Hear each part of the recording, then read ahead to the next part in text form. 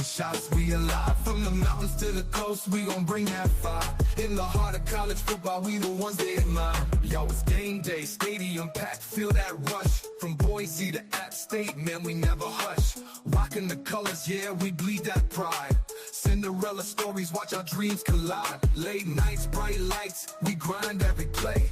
Underrated talent, we gon' make them say, who's that team when we come to town? Representing for the schools that wear the crown.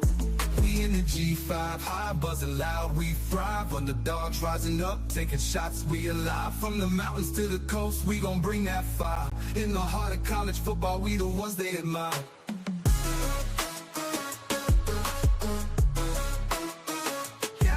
Yo, it's game day, stadium packed, feel that rush. From Boise to App State, man, we never hush. Rocking the colors, yeah, we bleed that pride. Cinderella stories, watch our dreams collide. Late nights, bright lights, we grind every play. Underrated talent, we gon' make them say, who's that team when we come to town? Representing for the schools that wear the crown.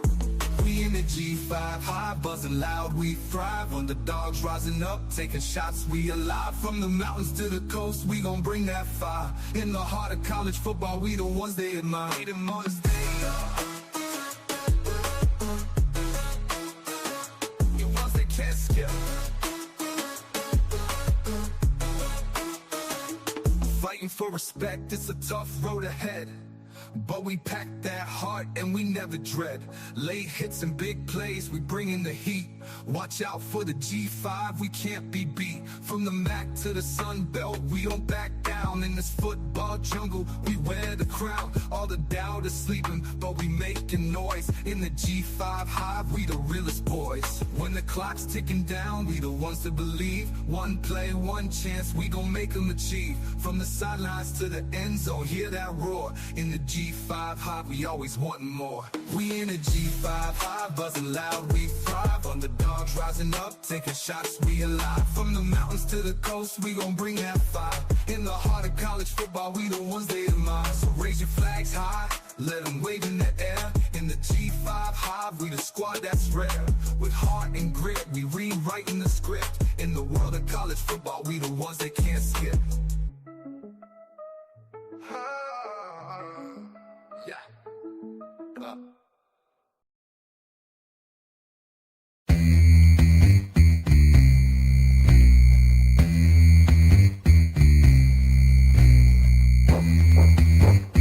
Here's Navarro on the run. Navarro's going to keep it. Navarro for 6!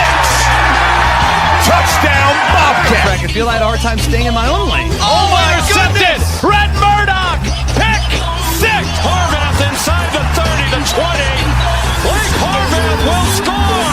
And Mendoza takes a big hit. He never saw it coming. Trey White got in there. There's his man, Rucker. And nobody's going to catch him. Goodbye. Intercepted. Tyree Skipper. Touchdown. Telly again, why not? A step forward and make it 2 for Telly. Quarterback keeper.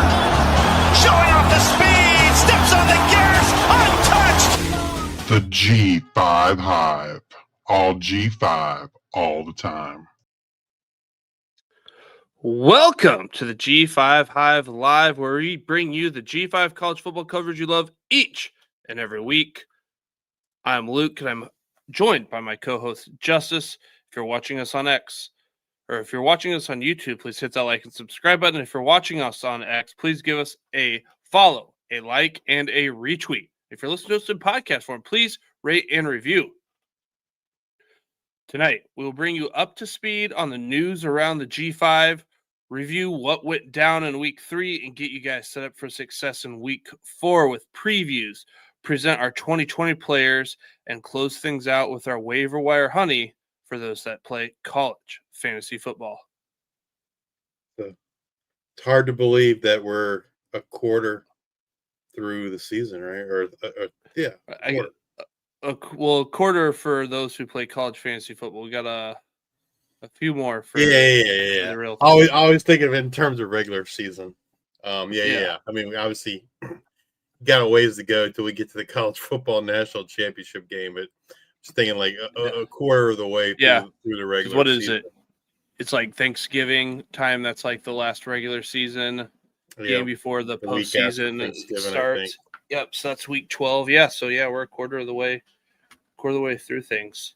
It's hard to believe. And we probably one. I guess I would assume starting in week 5, we get a lot less of the craziness blowout games where everything kind of goes more towards conference play. Still quite a few G5 versus P4 games this coming week, but yeah, it's crazy because college football this year, there's a lot more like unknowns coming into the season, and what knowns that there were, Clemson's going to be really good. Texas is going to be. It's like no, they're not as good as we thought. This, that, and the other thing, and MAC showing out pretty well. I think a G5 representative could come from the MAC. Obviously, the Athletic, real tough up there. We'll get to our rankings. I think our top 3 might be from the American conference. I think we have 8 total from the American in the top 25. It's there's still a lot unknown, and when you get these teams that the G5 are playing these P4s, like some of them are just like, hey, let's run the ball, let's get our paycheck and get out of here.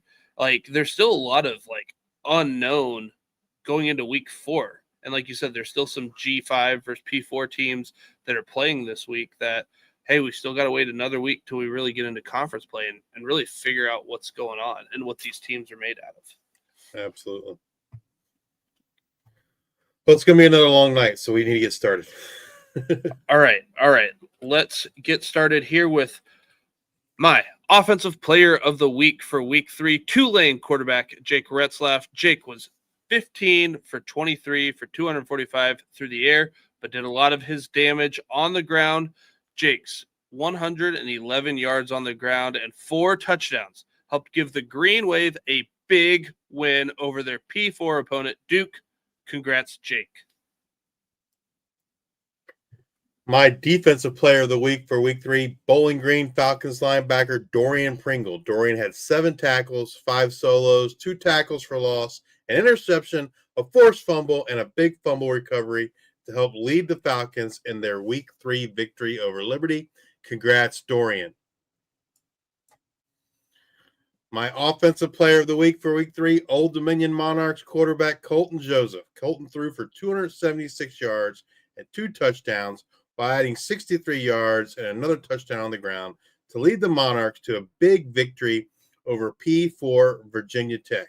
Congratulations, Colton.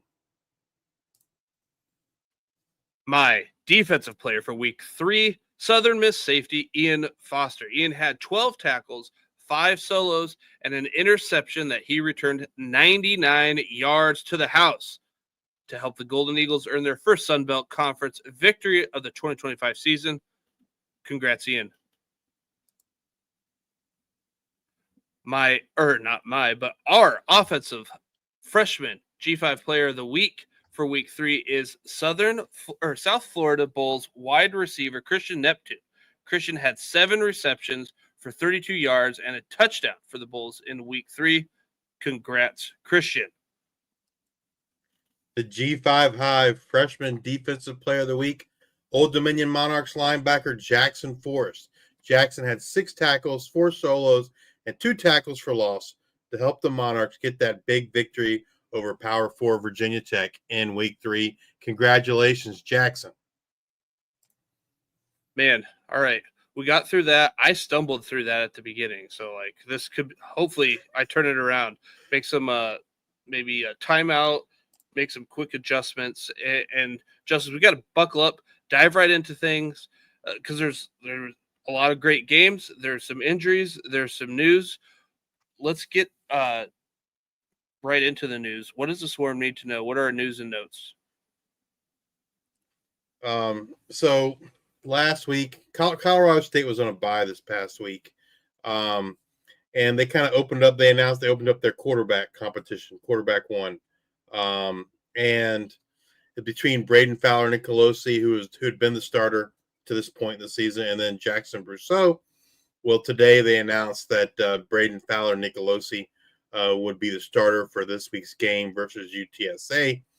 When I read the Kevin Lytle's article, he talked about, they got Jackson some reps with the first team last week, and he's comfortable with the first team. So it kind of made me think like Braden Fowler Nicolosi could be on a fairly short leash this week. If he doesn't start showing improvement, maybe they will move to Jackson Brousseau.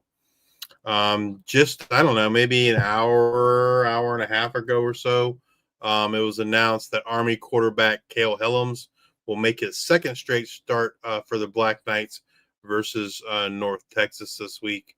I'm assuming Dwayne Coleman's still out or hobbled. That's kind of like the news part. Kind of moving over to the injuries. We talked about this last week. Tulsa quarterback Kirk Francis suffered a concussion in week 2. He sat out week 3, and Baylor Hayes got the start in his absence. Central Michigan quarterback Jaden Glasser was also out this past week for Central Michigan. He was part of that 3-man rotation there at quarterback. So this week it was only a 2-man rotation as Central Michigan took on the Wolverines. UTSA wide receiver David Amador did not play this past week. He was dressed.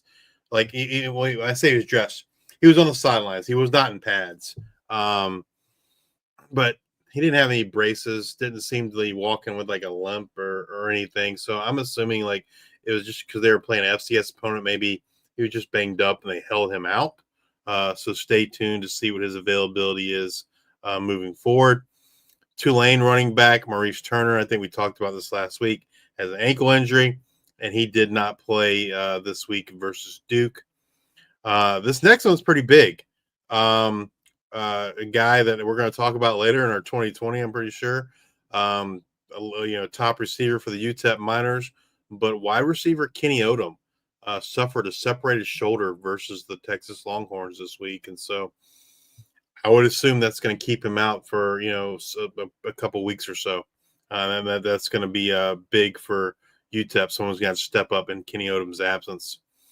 Buffalo running back Aljay Henderson. He was listed as questionable on the pregame availability report, but he was able to play versus Kent State, so that's positive.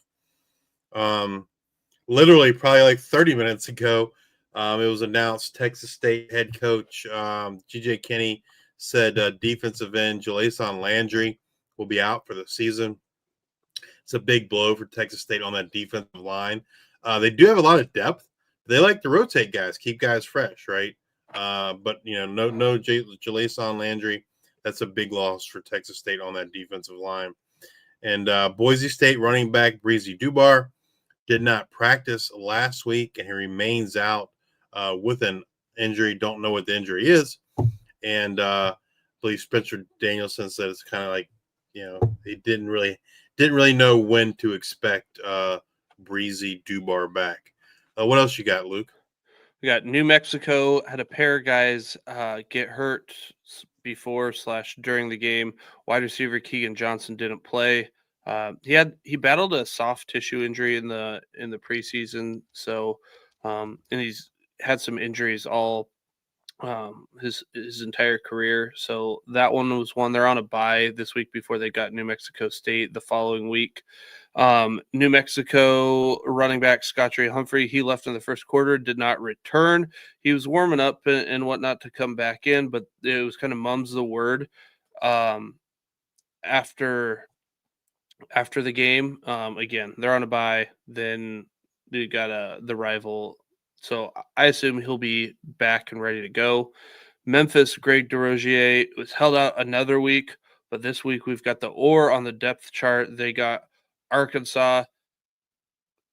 It says it's day-to-day. He's been day-to-day for the last however many times, but this is the first time he's been added to the depth. The last 2 weeks. The depth chart, I believe. So I think he's getting closer. We'll see if he actually suits up and plays in this one. It's Arkansas. I don't know if I see him back this one. I think they're trying to get wound up here for conference play. Memphis quarterback Lewis was hobbled off in the third. He stayed in the game. He finished. So that'll be just something to monitor going in. You might see him questionable or something for the game if they do provide a game injury report. Obviously, they're playing SEC opponent. They don't have to report anything. Troy quarterback Goose Crowder hurt in the I think it might have been the first drive or whatnot. It was early in the game. Tucker Kilcrease took over. Oh yeah, it was in the first series. He's out indefinitely. Troy coach Jared Parker gave an update on Monday that says like, hey, he's going to return. I'm just not sure when that's going to be. Actually, he says, I will say that we are very certain Crowder will be able to return this season to play. It's just not a matter of when. So again, that happened in the first series, and it was they had thrown a 75-yard touchdown pass that got called back for holding, and the very next play he hurts his shoulder. So, and then it just kind of went downhill for Troy pretty quick because obviously when you got to make that quarterback change, and let's be honest, Kilcrease didn't do like super awesome in his time last year when he filled in. So it was tough going for Troy. Toledo quarterback Tucker Gleason, he missed the week 2 second half due to an injury. Well, week 3 he was out there. So if people are watching just the box scores or whatnot, you saw John Allen Richter in the game. Well, it was a blowout, 39-0 when he comes in there. They win 60-0. Parker Navarro, he missed some time. Looked like his throwing hand hit a helmet or wrist something, so he was held out for just a little bit. Returned in the second half. I think it was I can't remember. It's 60+ yard touchdown pass to Chase Hendricks there. But yeah, he finished out the game. So again, he might be someone that shows injured up to game time, but feel pretty good about him. And Wyoming tight end John Michael Gillenborg picked up a lower body injury and did not return against Utah as of tonight. I currently don't expect him to miss any time. I think since then, Savells came out and said, I expect him to play. Yeah. All right. So next up, the G5 top 25. Lots and lots of feedback once again on our list. I can just tell you, like, when I'm looking at it and when I'm working on it, I look at it very holistically and how I think things could play out for the season. I'm not going to ding Ohio for getting beat by Ohio State, right? Like, Central Michigan got crushed by Michigan. That's what I expected. Whatever I thought of Central Michigan didn't necessarily change in that game. So a lot of people question, obviously, as fans, we all want our team to be number one, etc. But I don't know. I try to do these objectively as I can, and how I think, the body of work to date speaks for itself, not just what happened last week. We do this together. Usually it's one of us does it first, and then I'm like, hey, what do you think about this or that?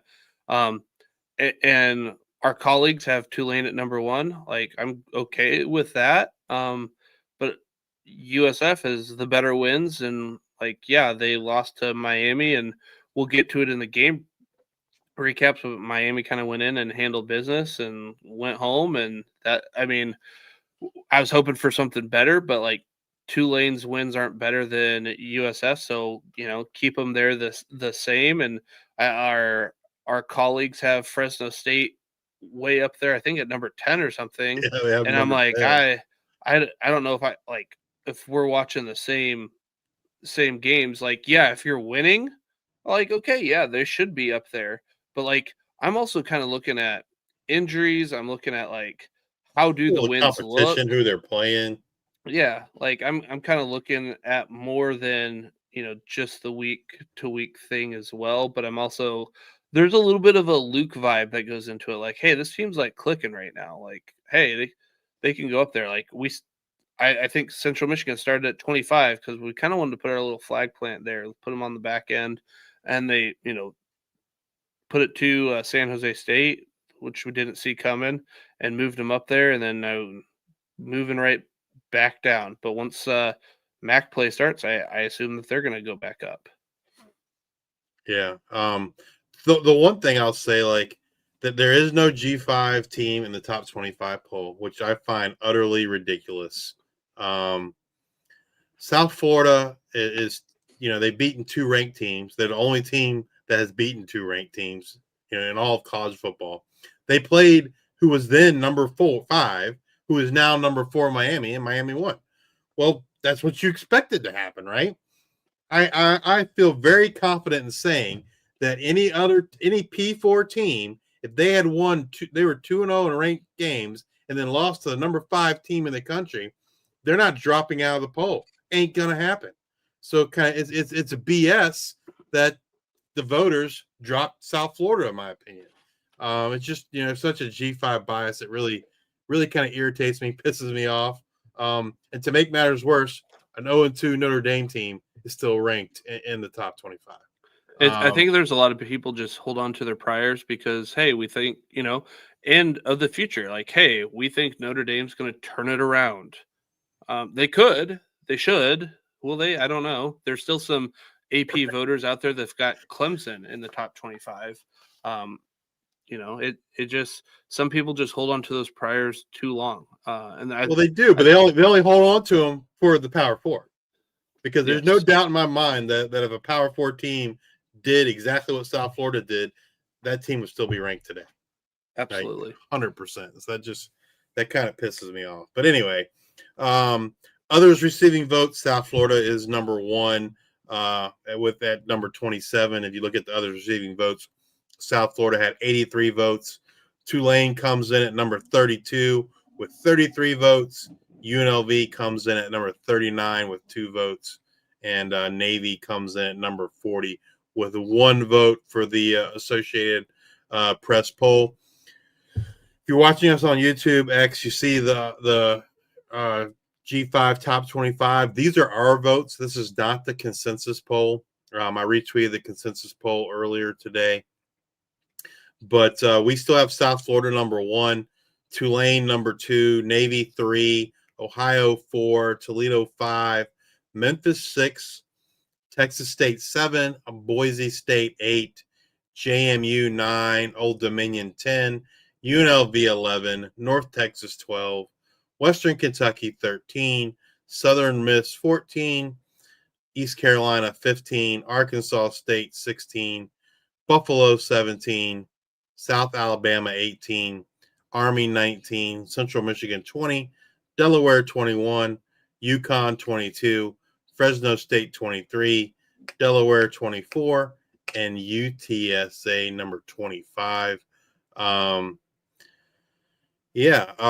mean, I guess Utah State was probably the one that probably just missed for us. Like, you can make an argument they should be in here, and I wouldn't argue with you about that. We even got a comment about Old Dominion tonight, which kind of like, I was like, okay, well, like, we have them ranked number 10. That's higher than anyone else has them ranked. There is another group that does a group of 5 25 poll, and they don't have Old Dominion 10.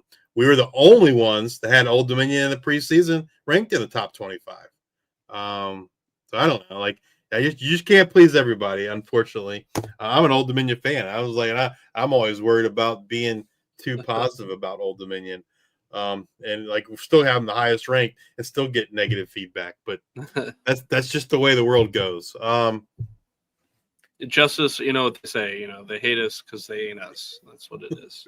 I guess. I don't know. Like, maybe these people should make their own top 25 poll and we can comment on theirs about how bad it is. But I mean, I wouldn't do that. It's not my style. But anyway. So comparing our poll to the consensus, the Hero Sports consensus poll. Again, if you want to see that poll, go to Hero Sports. I also retweeted I think they put the top 5 out there and then the link to their top 25. But there's we're voters in that poll. They have I believe it's at least 2 voters per conference, as well as other national media that cover the G5. But teams that are not ranked in our poll, but are ranked in the top 25 consensus poll, Hawaii comes in at number 21. Louisiana Tech at number 23. Utah State at number 24. And Bowling Green at 25. I mean, I think you and I are big Hawaii fans, but I don't know that they're a top 25 team. Louisiana Tech, I think they're close. Utah State's the closest, I think, for us. Yes. Yep. And then Bowling Green, I mean, they had a big win against Liberty this week, but I don't think Liberty's very good. So we'll see how it plays out for Bowling Green when we get to MAC conference play. Like Hawaii being 21, I can see that once I see more from Mike Alejado, which I did not put in the news and notes section. He is good to go for this weekend. He is declared he'll start for Mountain West. They got Fresno State. Yeah, big game. As a matter of fact, it's the last time those two teams play for the foreseeable future, with Fresno State moving to the Pac-12.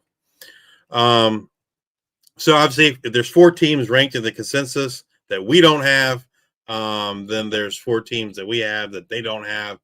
And the 4 teams we have ranked that are not in the consensus poll, we have Arkansas State at 16, Central Michigan at 20, Delaware at 21, and UConn at 22. I don't know. I feel good about ours. It's ours. Obviously, I'm going to feel good about it. Delaware, we talked about it 2 weeks ago. They didn't look terrible against Colorado. They looked respectable. They beat a good UConn team this past week. They've at least from an offensive standpoint, they've shown they can hang, and it's going to be a interesting battle for them in Conference USA. Yes, Ken, to your point, yeah, we have 8 teams ranked in the American. American is certainly deep this year. It's going to be interesting to kind of see how it plays out and who represents them in the American Championship. I think it's going to come down to whoever wins that championship game gets the berth for the playoffs. That could be fun. Well, the problem is they cannibalize each other, right? We got 8 teams ranked. Well, if they each end up with 2 losses, that might not happen, right? Let's say an Ohio goes undefeated the rest of the way, or an Old Dominion goes undefeated the rest of the way, or JMU, right? It's gonna be hard to keep them out.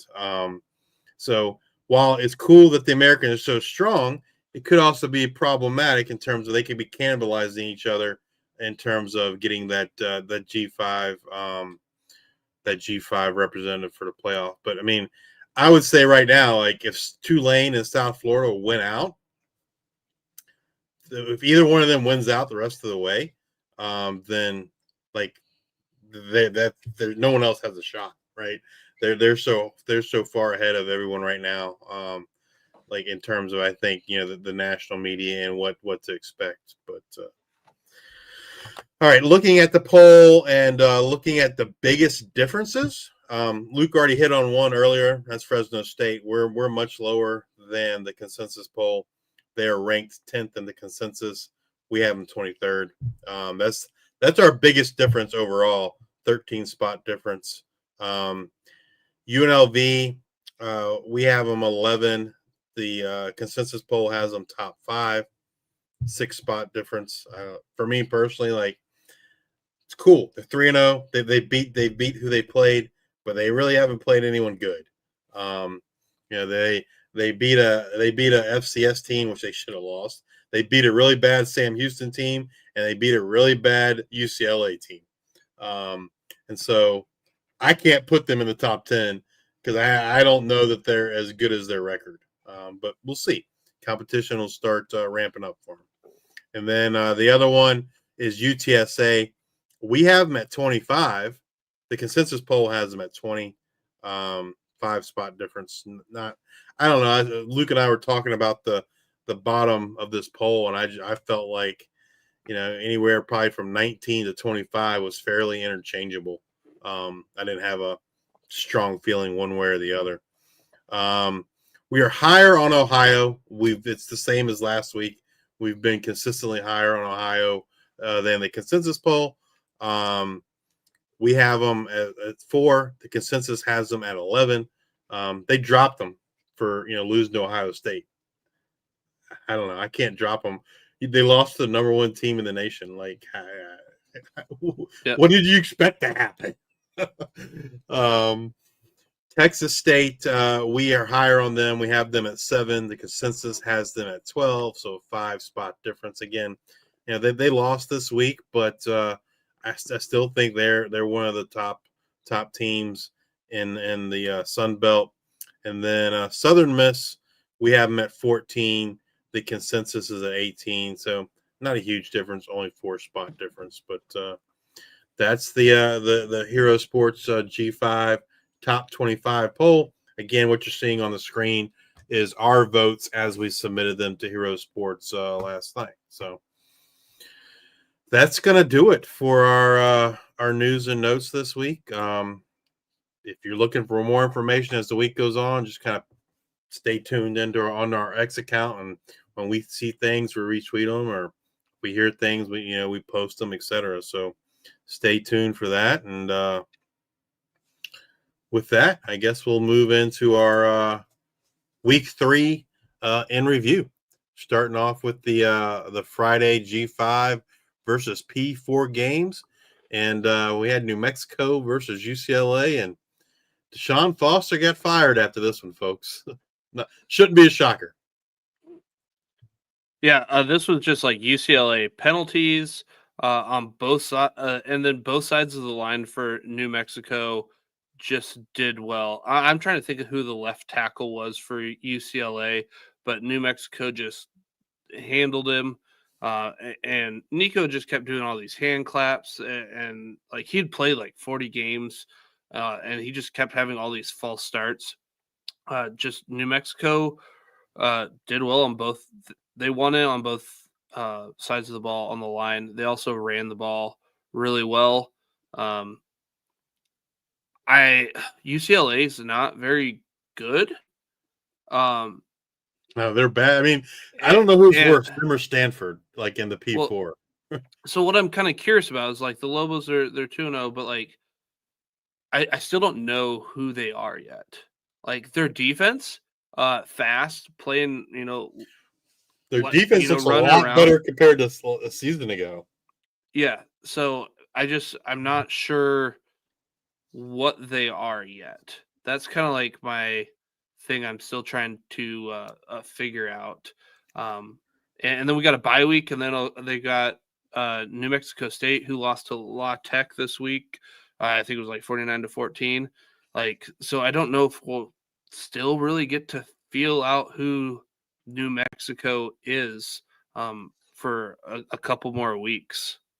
But yeah, they won this one 35-10. Yeah, I'm really impressed by linebacker Jackson Eck. Yes, absolutely. He's definitely looks like a early all season guy, and maybe a Mountain West defensive player of the year potential there for Coach Eck's son at linebacker. He's the real deal. He's a high quality player. He's up there in tackles. We'll get there later on tonight, but he's, I think, 4th in tackles per game.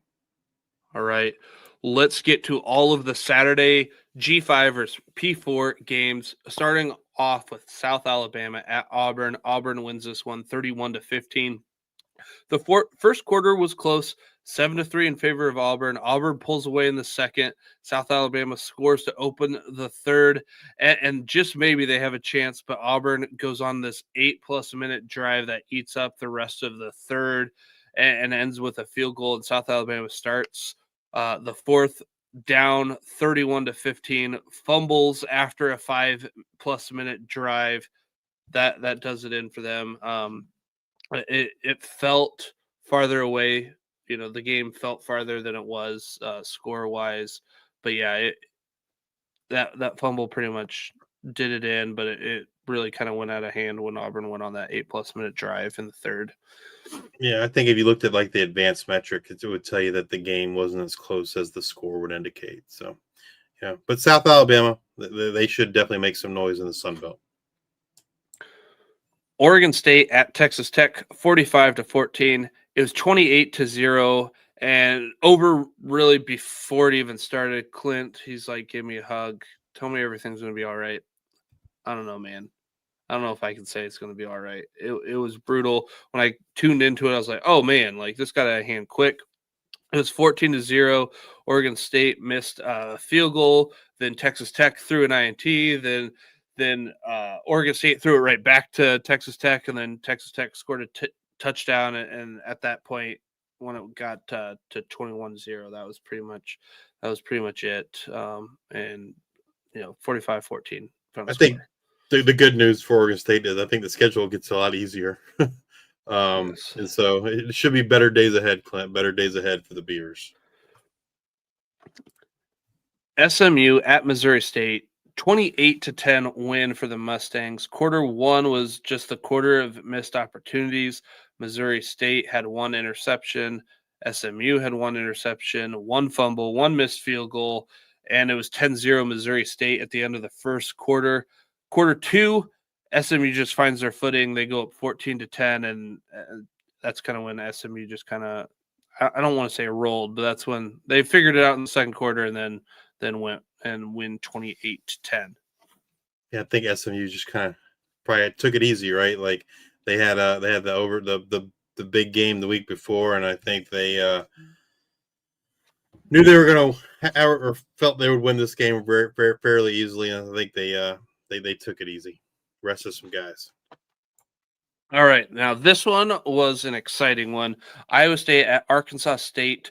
Iowa State wins this one 24-16. This was close going into the fourth. It was 17-10 Iowa State. Arkansas State goes down the field for an 18-play drive for 85 yards that ends in a field goal. And this was the turning point right here. Arkansas State could take the lead with a touchdown, 3rd and goal from the 2. Offensive pass interference, then a holding. They got a field goal, and that was kind of a blow. Like they could have gone in, they could have taken the lead. Then Iowa State marches right back down the field, fueled by a 44-yard pass from Beck to Xavier Townsend, former UCF wide receiver. They score a touchdown on a 4-yard Abasama run, and they take the lead 24-16. Arkansas State then throws a pick, but they get another chance as Iowa State just ate some clock, gave it back to Arkansas State. They get the ball at the Iowa State 49. They get 2 first downs with 4:50 left or so, right around there. Then an unsuccessful 4th and 5 with an incompletion. ISU runs out the clock, and they had a dagger when Beck connected with Carson Brown on a 31-yard pass, and then it was victory formation.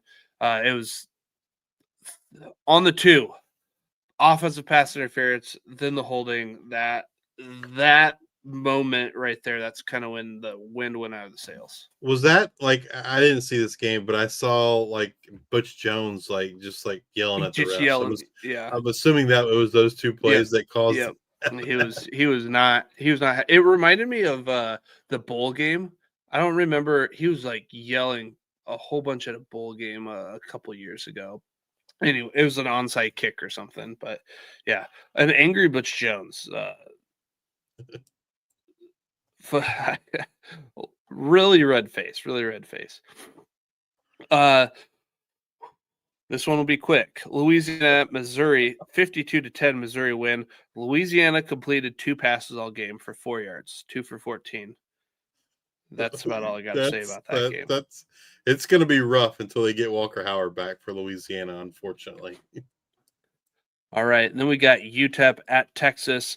27-10 Texas win. Although this was close in the first half, UTEP had a hard time moving the ball besides their first quarter. 7-play, 56-yard drive that led to a field goal, and that was the Texas's lead, 7-3. UTEP's defense looked pretty good. You could say Arch Manning doesn't look very good. Either way, I think UTEP played pretty well. Third quarter, while Texas only scored 6 points, UTEP only mustered up 11 yards of offense in the quarter, and now we're down 20-3. They started to move the ball with a drive of 22 yards, 55 yards, and 87 yards that ended with a 2-yard Shea Smith touchdown run. But at that point, it was a little too late for UTEP. And then losing Kenny Odom, man, that's gonna be a big blow for them in terms of conference play if he's out for an extended period of time. We've got number 18 South Florida at number 5 Miami. Excited to watch this one, but Miami handled business 49-12. Not much to talk about here, other than maybe the weather. It impacted my ability to watch other games I wanted to because of like all the East Coast games were like delayed by like 2 hours. It definitely made it hard to and I couldn't remember which game because I was flipping through them like, oh, it shows me a preview of it one game and it's actually a different game, and I was getting all mixed up. It was tough. Yeah, a lot of delays this weekend. We've got Ohio at number 1 Ohio State. Ohio State wins this one 37-9. Ohio hung in there in the first half 13-3. They opened the third with a 2-play drive ending with a 67-yard touchdown pass to Hendricks. That was 13-10, but then it was all Ohio State. Ohio did pull Navarro for the last drive again because he was out and then came back in. I wanted to make sure people didn't think he got injured again or anything. They pulled him on that last drive. Next, we've got Old Dominion at Virginia Tech.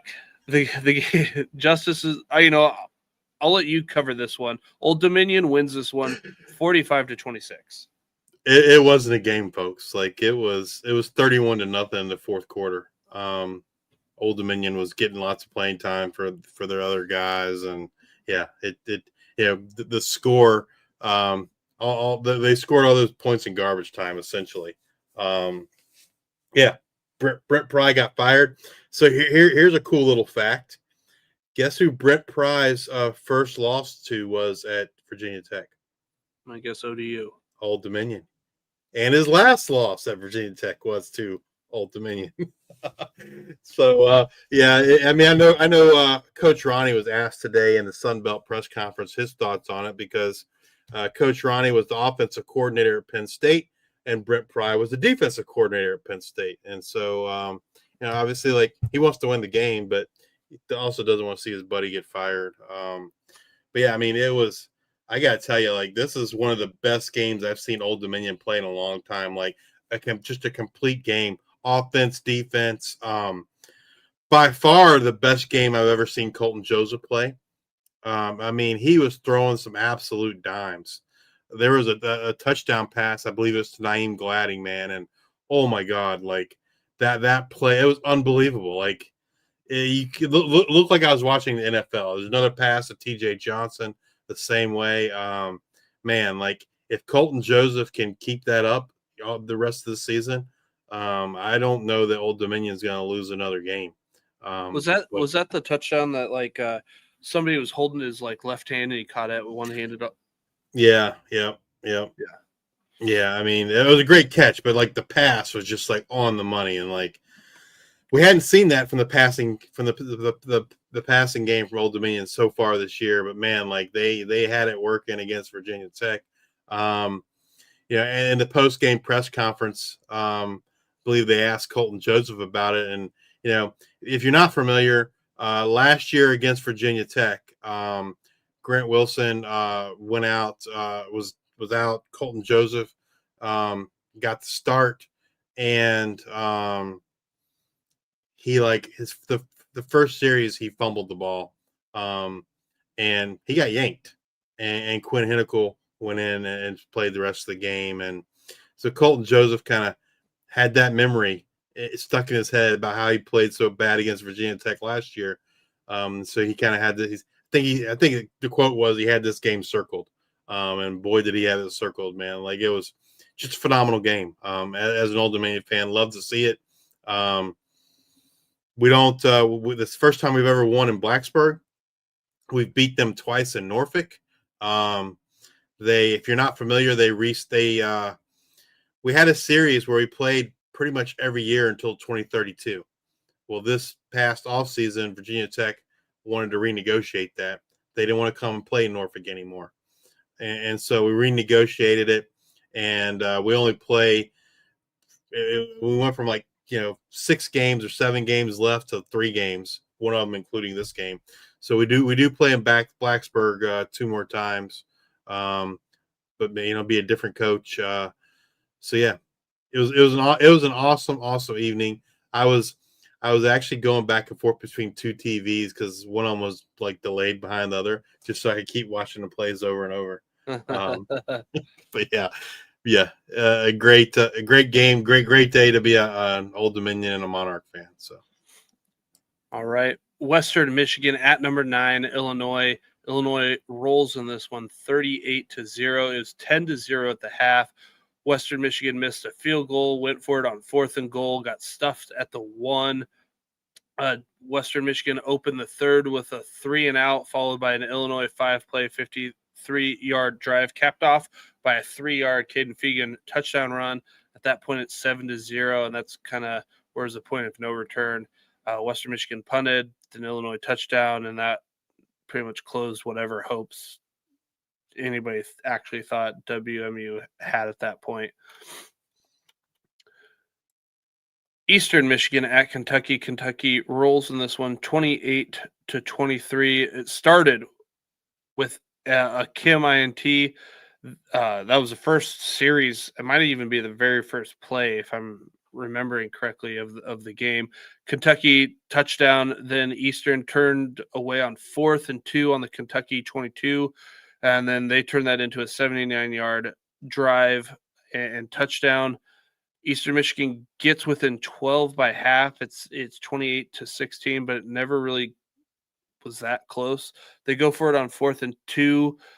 They go for a 4th down 2 more times in the third, and it just like kept getting further out. Like when you're desperation and it's like, okay, you go for it on 4th here, and then all right, now you're going for 4th at midfield, and then you're going at 4th, on your side of it just went down in a hurry. They at one point went for it on their own 27.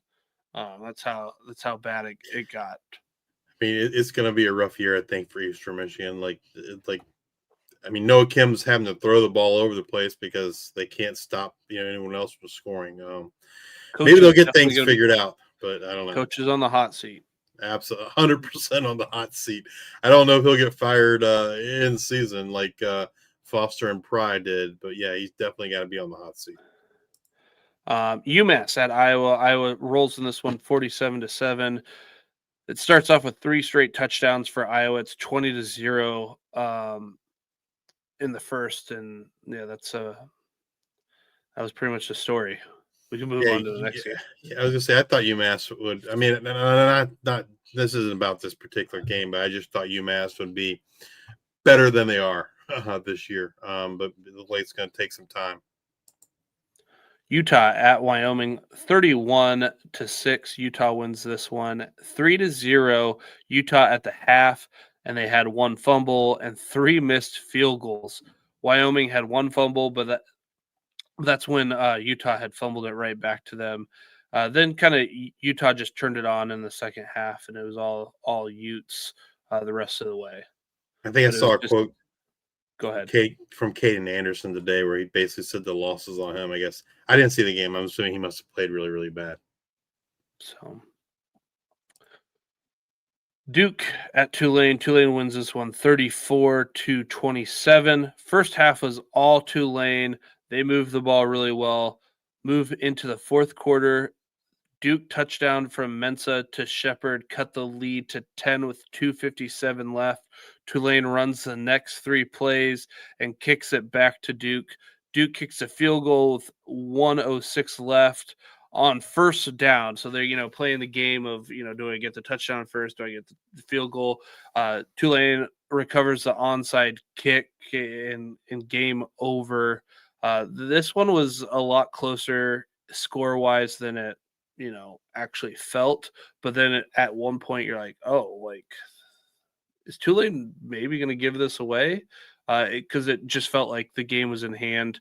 Mensa didn't. I mean, stats-wise, Mensa played well, but when you look at that first half, it's almost like this coaching staff knew all of what Mensa did well and what he doesn't do well. Imagine that. So, Tulane wins this one 34-27. that does it for the P4 versus G5 games. Now, let's move on over to our G5 versus G5 games. Memphis and Troy. Memphis wins this one 28-7. I talked earlier in the injuries about Goose getting hurt in the first. They had the long Troy touchdown taken off the board due to a penalty. That was a 70-yard or 70-plus yard, might have been 74-yard touchdown, and then happened that Goose got hurt on the very next play. Memphis was able to run the ball and win field position. Troy didn't even cross midfield until 2 minutes left in the fourth quarter. That's how rough it got for Troy.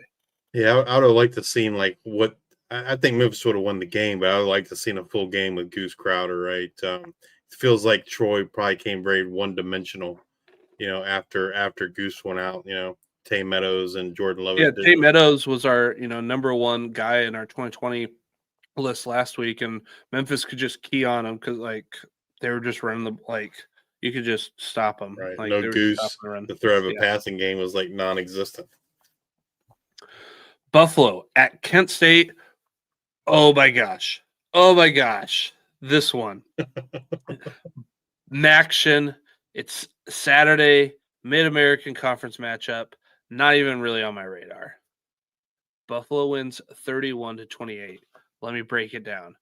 Buffalo was on upset alert. 2 turnovers and a failed fourth down conversion in the first half didn't help as they were down 14-10 at the half. Henderson had a nice touchdown run in the fourth, and he thought they're just going to pull away, but Kent State answered with a 50-yard touchdown pass from DeShields to Mulder to inch the Golden Flashes to within 3. In the fourth quarter, Buffalo would punt, and Kent State would go on what felt like the game-winning drive. 21 plays, 93-yard drive that ate up 12 minutes and 15 seconds, and it ended with a DeShields touchdown run. They're up 28-4.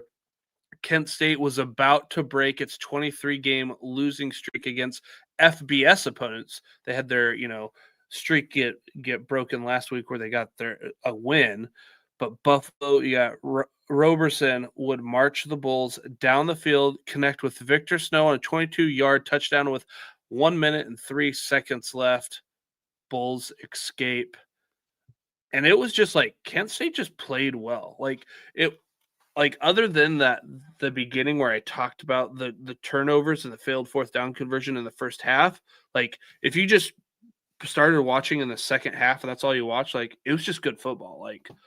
Tackling, no missed tackles. It was just Kent State played well, and it kind of took me by surprise a little bit. Certainly, because you don't expect that from Kent State, right? They've been one of the worst teams at FBS the last 2 years. So yeah, good to see those guys fighting hard. I will say that if Alj didn't not play, they thought that he's a little nicked up, they would have lost. So good thing he played. Next game, we've got UConn at Delaware, 44-41 overtime win for Delaware. 3 drives total over 5 minutes for both of these teams. So it was either team didn't have video game. Yeah, it was, and it just kind of felt like whoever had the ball last would win. Delaware had the ball last, they win. Entering the fourth, UConn's down 35-31. UConn marches down the field, but they get stuffed on a run at the 1. They go for it and get the touchdown. UConn's now up 38-35. Delaware proceeds to miss a 47-yard field goal. 4th and 2 at the Delaware 23. UConn goes for it. As 6-point lead doesn't really do a whole bunch, especially in a game that's going back and forth like this. They throw a pass. It comes up a yard short. Delaware moves it down the field quickly, and they hit the game-tying 43-yard field goal as time expires. Nick Mitakuchi ends the game on a 13-yard touchdown run in overtime. Like I said, whoever had the ball last seemed like they were going to score. Washington State at North Texas. North Texas wins this one 59-10. Washington State just got their doors blown off. North Texas defense showing out. This is something I think you were really curious on how this defense would play with Cassidy coming over from Sam Houston. The team's doing well. They had 5 plays in an INT, 14 plays that a field goal, and I'm talking from a defense perspective. Then they had 8-play drive that ended in an INT. Then they had 1 play that they got a fumble, 33 yards, and then out or a punt, and then 4 plays in an INT, 2 plays a fumble, 2 plays at the end of the half. It's 42 to 3 at that point. Like, defense is playing well. That was 3 interceptions in the first half and 2 fumbles. That's solid defense. If that defense can keep it up, we know the offense can score, right? The issue is the defense, right? It looks like Skylar Cassidy might have things turned around there on the defensive front there for the Mean Green. All right. Liberty at Bowling Green. Bowling Green wins this one 23-13. Back and forth, not very exciting. Caden Williams fumbles for Liberty, and Bowling Green turns that into 6 points, 23 yards, and it was a 12-yard Drew Pine to Jacob Harris touchdown that puts them up 10-0. Liberty then goes on a long 44-yard touchdown pass from Vasco to Dante Lee Jr. to make it 10-7 in the third. Bowling Green caps off the third with a field goal. They're up 13-3 or 13-7 going into the fourth. Bowling Green scored a touchdown after Liberty fumbled on 4th down in the fourth quarter. Then Liberty threw an INT. Liberty scored a touchdown with 2:46 left and down 10. Bowling Green able to recover the onside kick and hold on. Bowling Green, like I said, this is just like, it wasn't a very exciting game to watch, but Bowling Green's defense did play pretty well, and offense able to do just enough to get the win. The one thing, like, I guess it had to be in like the top 5 things I'm most shocked about this season is I think preseason, like, we really felt like Conference USA was like Liberty, Western Kentucky, and everybody else. I think what we've learned is Conference USA is way more competitive, conference than we expected it would be. Heading into the season. We will get to a huge game in Conference USA coming up this next week that involves one of these next teams up here. Florida Atlantic at FIU. FIU wins this one 38-28. FAU is up at the half, 21-17, but 3 straight touchdowns in the third for FIU gives them a 38-21 lead. Fourth quarter block punt for FAU for a touchdown, inches it closer to 38-28, but it was a little bit too little too late. Then Veltkamp threw an INT. FAU had 3 interceptions, 4 turnovers on downs. The interceptions never amounted to any points, but it's FIU's win, and it's their first win in the Shula Bowl since 2016. FIU showing out better than I expected. And like I said, there's a big CUSA matchup here with FIU coming up next week. This was a game I lost money. I think, what was it? FAU was either, I think, only favored by like 1.5, something like that, and I put money on FAU. We talked about last week. I would have thought the wrong team was favored. Yeah, and anyway, yeah. So shows serves me right. I lost money on this game, but I made it back in a game we'll get to here in a minute. So all's good. Jacksonville State at Georgia Southern, 41-34. Georgia Southern win. Quarter 1 was fireworks. There was 3 touchdowns. Georgia Southern had a kickoff return, and it went, I think, kickoff return, field goal. Jackson State had an INT. Georgia Southern scores a touchdown, and it seemed to momentum just shift back to back on these back-to-back punts, and then Jacksonville State had a touchdown before the end of the first half, and that's when things I felt like started to shift. Quarter 3, Jacksonville State starts with a field goal, and then Georgia Southern punts, and then Jacksonville State punts. Southern fumbles. Down Cobb had a 19-yard pass on 2nd and 16. Then on that fumble, Jacksonville State scores a touchdown. They go up 34-31. In quarter 4, Georgia Southern had a field goal, then Jacksonville State punt. O.J. Arnold had a 41-yard run to start the drive, capped it off with a 6-yard touchdown by O.J. Arnold. Like I said, it was like this back and forth kind of going, and Jacksonville State unable to move the ball, and they would had to punt it back to Georgia Southern, and they were able to run for 3 straight first downs and ice the game. So it was kind of that quarter 3 down Cobb fumble. Like I said, it was a 19-yard pass on 2nd and 16, so you get the first down, they fumble it.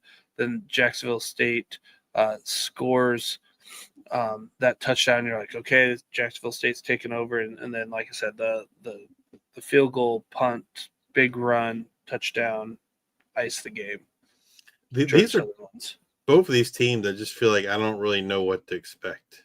Yeah, I'm not sure yet. Either one of them. Like it's gonna be interesting conference play. Like you said, we'll get to learn more about both of them. But like, it wouldn't shock me. Like if they're not good, it wouldn't shock me if they are good. Like I'm just based on the results to date, I'm not sure what we're gonna get. Georgia Southern looked so bad up until this game.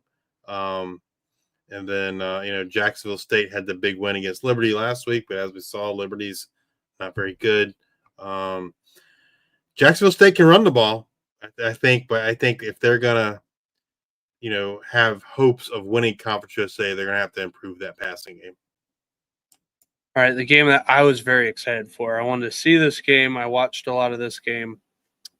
App State at Southern Miss, and Southern Miss wins this game. And it really shifted at that interception. I mentioned the 99-yard touchdown return that happened in this game.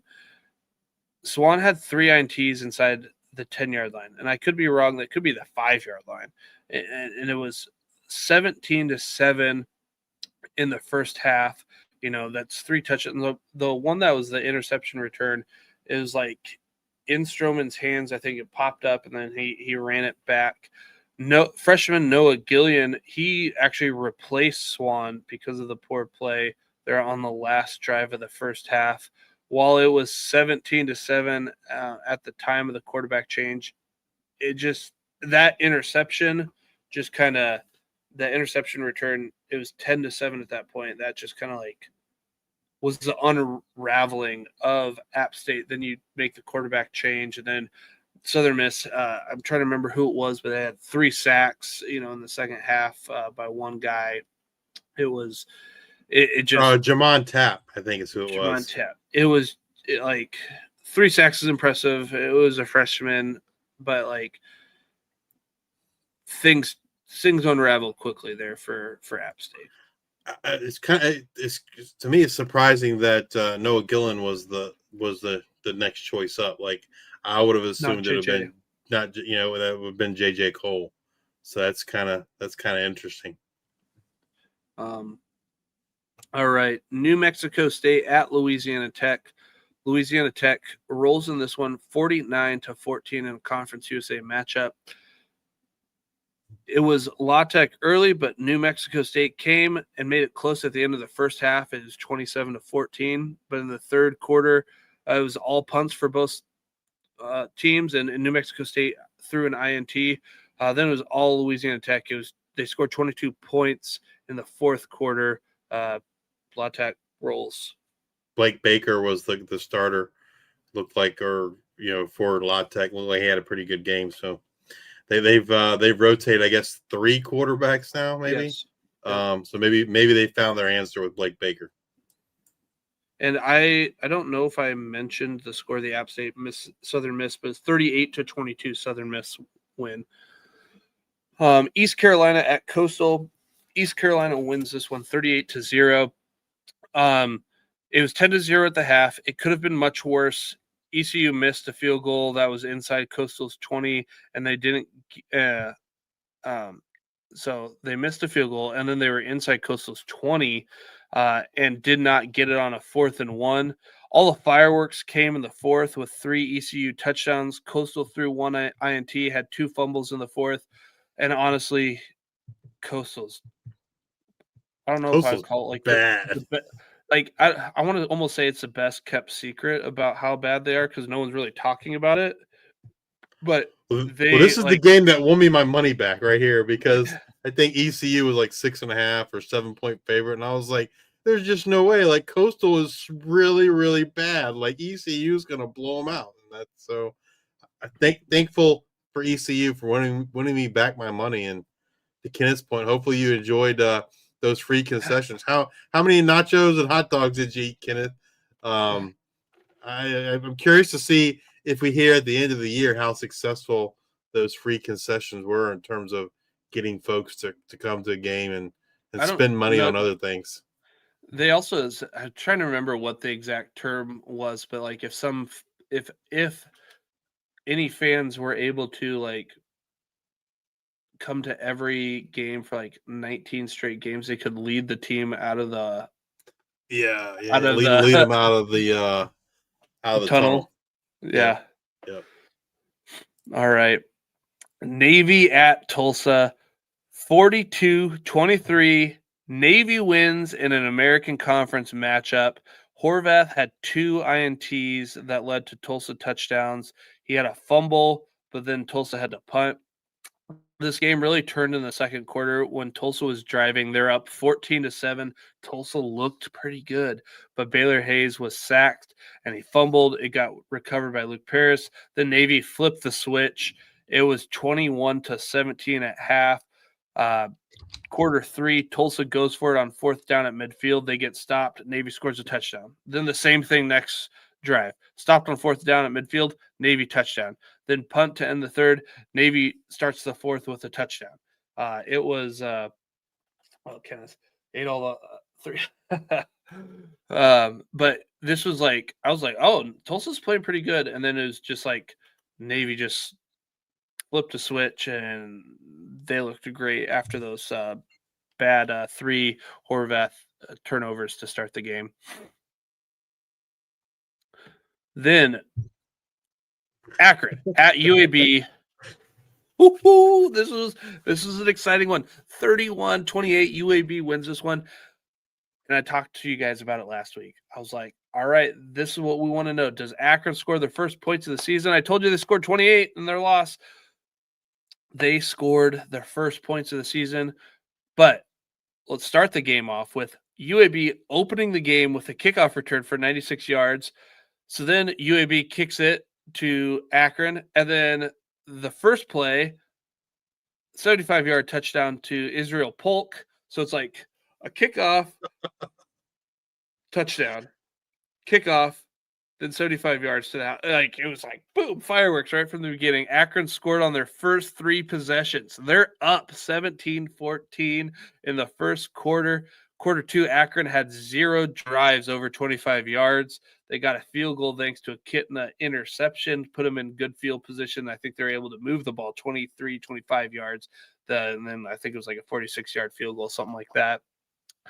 Third quarter, UAB's midfield, 4th down, no good. Akron then misses a 48-yard field goal given the good field position. And then, okay, now UAB's got good field position, and they have to punt to Akron, and it's 4th and 2 at UAB's 29, and then Akron is not able to get it on 4th and 2. A field goal cuts it to 8. Quarter 4, Akron opens with an 83-yard touchdown drive. They get the 2-point conversion. Akron is within a field goal, and then they are within field goal range, have 2 sacks that push them out of field goal range. UAB runs the ball. They hold it. Or UAB runs the ball. Then they get a holding. Then they have to kick it back. And then Akron goes 15 yards for a passing play, but then a sack and the 2 incomplete passes. UAB is able to win this, but UAB, one of probably the worst defenses in the FBS right now. They got to really get things figured out, but it was a fireworks to start the game. It's two bad teams. I mean, like Trent Dilfer, I don't know that he makes it to the end of the season, man. Like, if he does, I feel like he's definitely fired at the end of the year. But man, like, rough, like you said, rough defense for UAB. All right, Air Force at Utah State. Utah State wins this one 49-30. It was a Mountain West Conference matchup. Barnes was 17 of 22 passing for 287 yards and 3 touchdowns. He ran a touchdown of 7 yards, 11 yards, and 7 yards. Braden Pagan caught 7 passes for 147 yards. At one point, like, he just ran straight. I don't know what the defender was looking at, and he just ran past him, caught it for a long touchdown, or not a touchdown. That was just a long play. And then there's another one that was kind of almost like a Hail Mary type pass. It wasn't at the end of the half or anything. He just he threw it up there, and there's a pass interference in the end zone, but he caught it one-handed. It was kind of Braden Pagan's UCLA. I think it was a UCLA transfer. Just kind of coming out party. Barnes looked great again. Like I said, Utah State could be in our top 25 next week. They played well in this one and get the Mountain West Conference win. Yeah, I mean, all Bronco does is win, right? I mean, wherever he goes, I feel like he's a winner. He's a good coach. He's got Utah State on the right track. This was a game. You looked at the advanced metrics. It should have been worse than what the score was, and really just wasn't a close game. But kudos to the Aggies. It was like they could be someone to contend with there in the Mountain West. Let's move over to our Week 4 previews of our G5 games, and let's get it started off with our Friday G5 versus P4 game. We've got Tulsa at Oklahoma State at 7:30 p.m. I'm going to get my handy-dandy ESPN information up here. Battle of Oklahoma, man. It'd be interesting to see who starts for Tulsa, whether it's Kirk Francis or Baylor. Oklahoma State is not good. Not sure if they'll have Haas Haney back or not, or to be Flores again. But man, like, I don't know. Like, Tulsa, I can see Tulsa pulling this one out. That's how bad Oklahoma State is this year. Oklahoma State favored by 13.5, over under at 55.5. This feels like an under to me, but I don't. I mean, yeah, I don't know. Oklahoma. Yeah, I'd really be interested to see who's going to start at quarterback for Oklahoma State before I would bet anything in this game. If it's Haas Haney, I'm probably staying away. If it's Zane Flores, then I probably would take the under. But yeah, didn't Haas Haney break his foot? Is that what it is? I knew he's hurt. I didn't know what it was. Yeah, I think he broke his foot. So I wouldn't think. There's gonna be Zane Flores. I'd be betting the under, I think, in this game, and it wouldn't shock me if Tulsa pulls it out. Oklahoma State is not good. All right, let's move on over to Saturday G5 versus P4 games. Arkansas at Memphis. This one's at 12 p.m. Eastern. Arkansas favored by 7.5, over under set at 63.5. Arkansas's defense isn't very good. Offense is electric.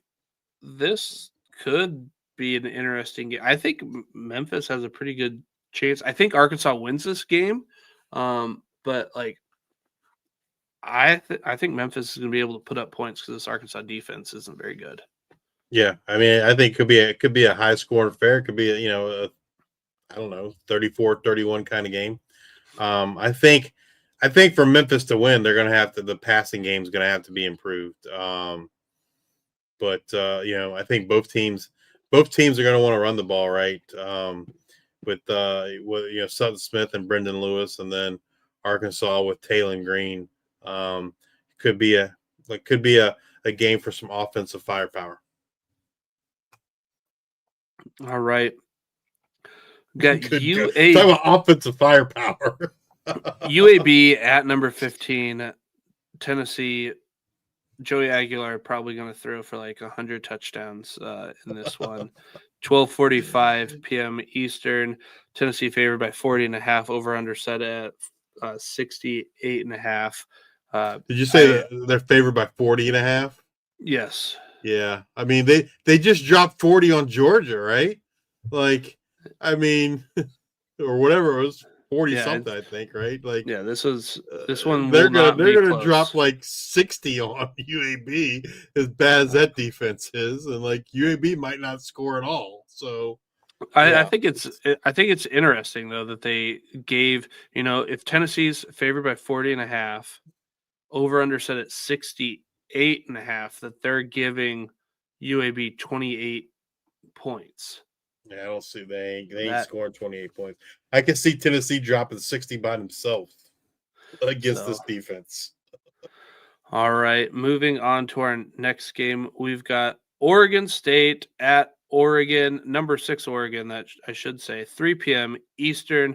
Oregon favored by 34.5, over under set at 55.5. I would assume Oregon will roll in this one. I'll be kind of curious on if we see any more play out of Oregon, or if it's more like kind of vanilla play calls, just gearing up for Big Ten play. So unfortunately, I misspoke to Clint earlier. It's not going to get easier this week. It gets worse playing against the Ducks. But you never know. Like, I feel like these rivalry type games, like, crazy things can happen, right? So maybe the Beavers will be motivated and come out to play, and maybe they can pull off the upset. I mean, we don't think that's going to happen, right? Based on what we've seen to date, but crazy things can happen in these rivalry games. All right. Now, next game is Kent State at number 7, Florida State, 3:30 p.m. Eastern. Florida State favored by 44.5, over under set at 55.5. Like I said, I was kind of surprised with how Kent State played. I mean, I think Florida State is better, but we'll see if Florida State plays down or doesn't come out, firing. Yeah, I mean, Florida State, I think they're a top 25 team. I don't know that I think they're a top 10 team. And they're ranked 7th. But that's where they're ranked. It's another team. I'm just not sure they're as good as their ranking would lead you to believe, but we'll see. All right. A good one on tap for us. We got Tulane at number 13, Ole Miss, 3:30 p.m. Eastern. Ole Miss favored by 11.5, over under set at 61.5. Who's Ole Miss going to play at quarterback? That's it seems like it's going to be Austin Simmons, but who's the other guy that just Trinidad Chambliss played pretty well. But, this Tulane defense is no joke. I think they're going to put up a bigger fight than Arkansas did. So I think this is upset alert for Ole Miss. I think Tulane their defense can handle Ole Miss's offense.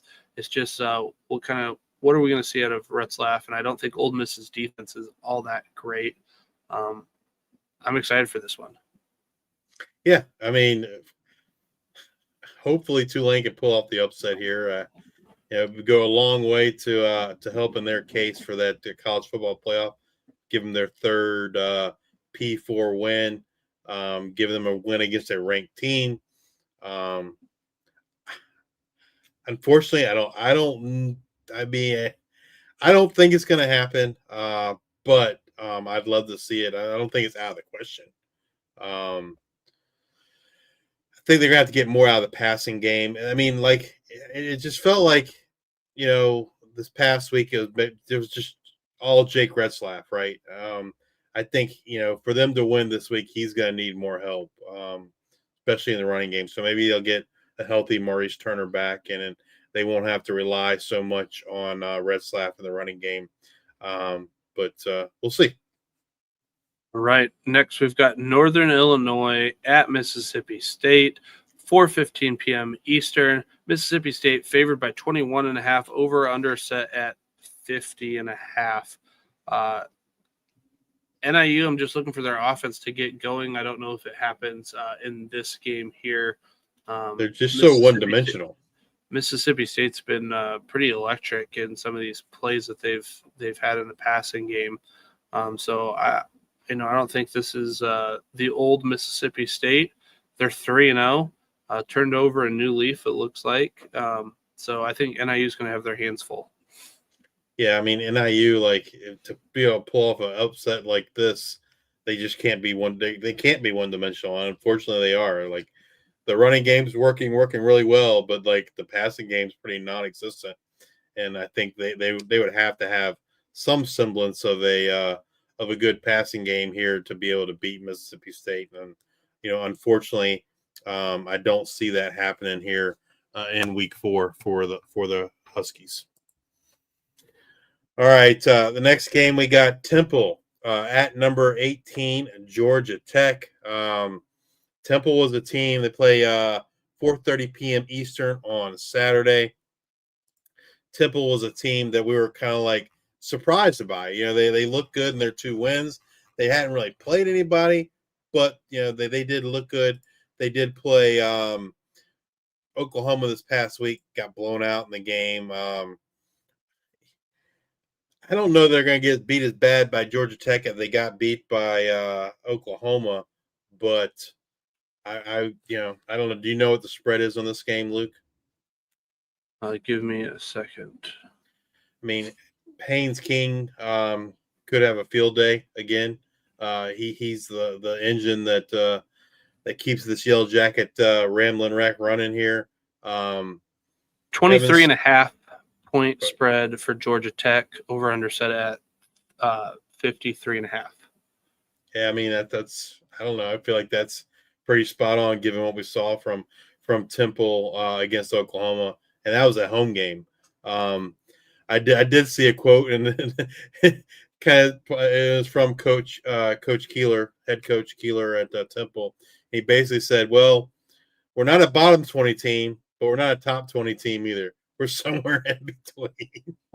But that's improvement for Temple. I mean, they've been the last few years they've been a pretty bad team, and I think it's safe to say they're much improved to that. But I don't think they have much for Georgia Tech, especially in Atlanta.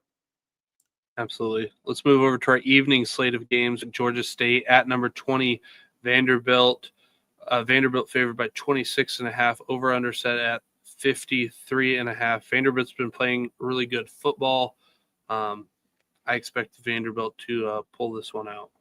Yeah, I mean, and Vanderbilt, unlike last year, they can't be overlooking Georgia State, right? Georgia State pulled off the upset a year ago, and then it was weird. Vanderbilt, I believe they lost to Georgia State, and then the following week they beat Bama. And so that Georgia State loss really kind of hurt them, and I feel like that's going to stick with them this year, and that they'll take care of business against the Panthers here in Week 4. Washington at Washington State, 7:30 p.m. Eastern kickoff. Washington favored by 20.5, over under set at 53.5. I think Washington will crush. I don't know. I think I might even take the 20.5 points with Washington. I always when it comes to betting, I always avoid like these rivalry games, it seems like the smart play is to take Washington, right? But I just feel like, just like I said earlier, crazy things happen in the games, in games like this when there's a big rivalry. Washington State does not look good. The offense is very different. I don't know. It doesn't look like they have all the pieces they need to be able to do what they want to do. And Washington's a pretty talented team, especially on offense with Damon Williams and Jonah Coleman and Denzel Boston. So yeah, I mean, if I'm gonna bet, I'm definitely gonna take Washington. But I just try to avoid these rivalry games because crazy stuff happens. All right, get to Kenneth's matchup that he's excited about. He says ECU looks mighty dangerous. He says BYU might be running into a buzzsaw, a trap game, so to speak. BYU at East Carolina, 7:30 p.m. Eastern. BYU favored by 7.5, 50.5 point over under. I think Kenneth maybe put something in the chat earlier about somebody hasn't scored on the on the Pirates, 9 straight quarters. So I'm pretty sure BYU, I haven't followed a lot of BYU football, but I'm pretty sure they've got one of those bears, tigers, lion, Bachmeier, whatever animal, they got both bear and tiger. Yeah. Bear the quarterback, Tiger the quarterback. the receiver, his brother. I agree with Kenneth. I think East Carolina pulls off the upset at home this week and gets if I was going to point to one game where I thought, man, like if I had to bet the G5 winning, this is the game I'm going to point to. East Carolina beating BYU and getting that G5 over P4 victory in week 4 against the BYU Cougars. All right. Sam Houston at number 8 Texas, 8 p.m. Eastern.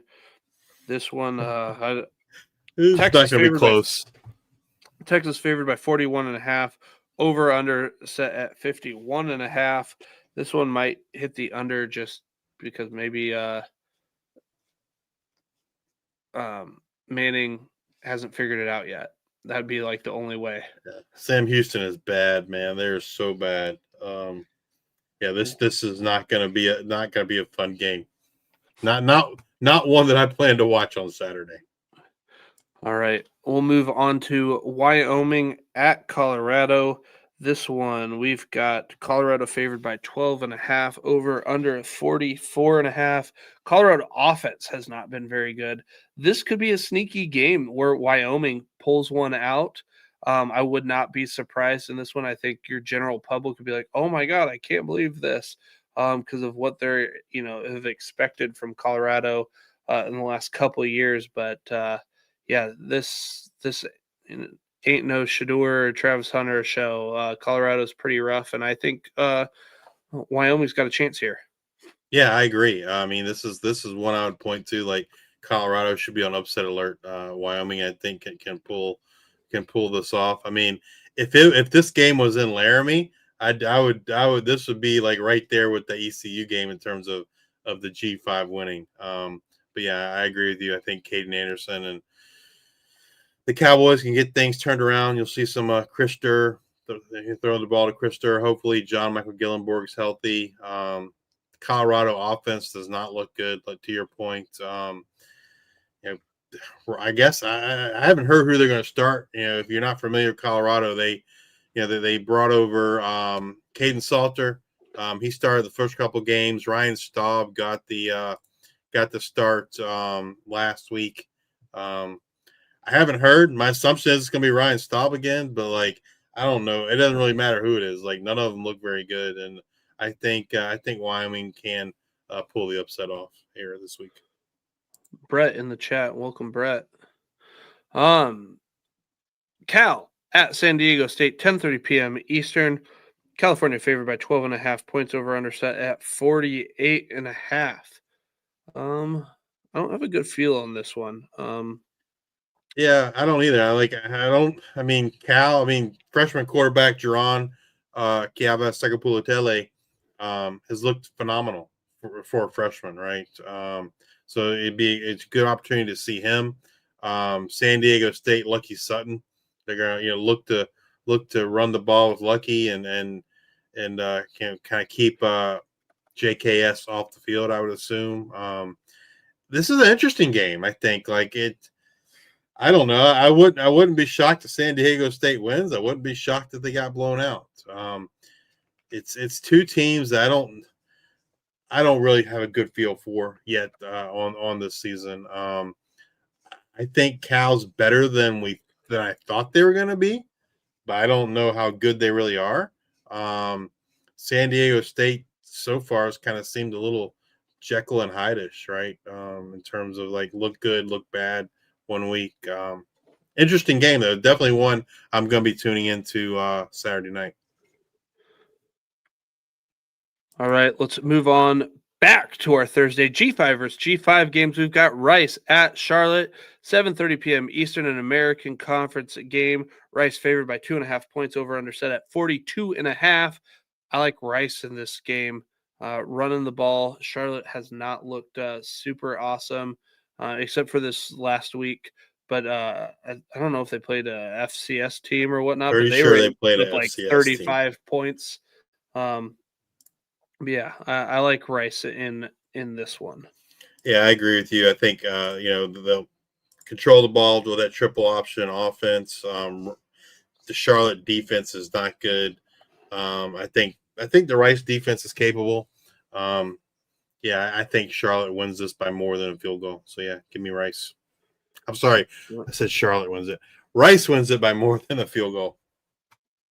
All right.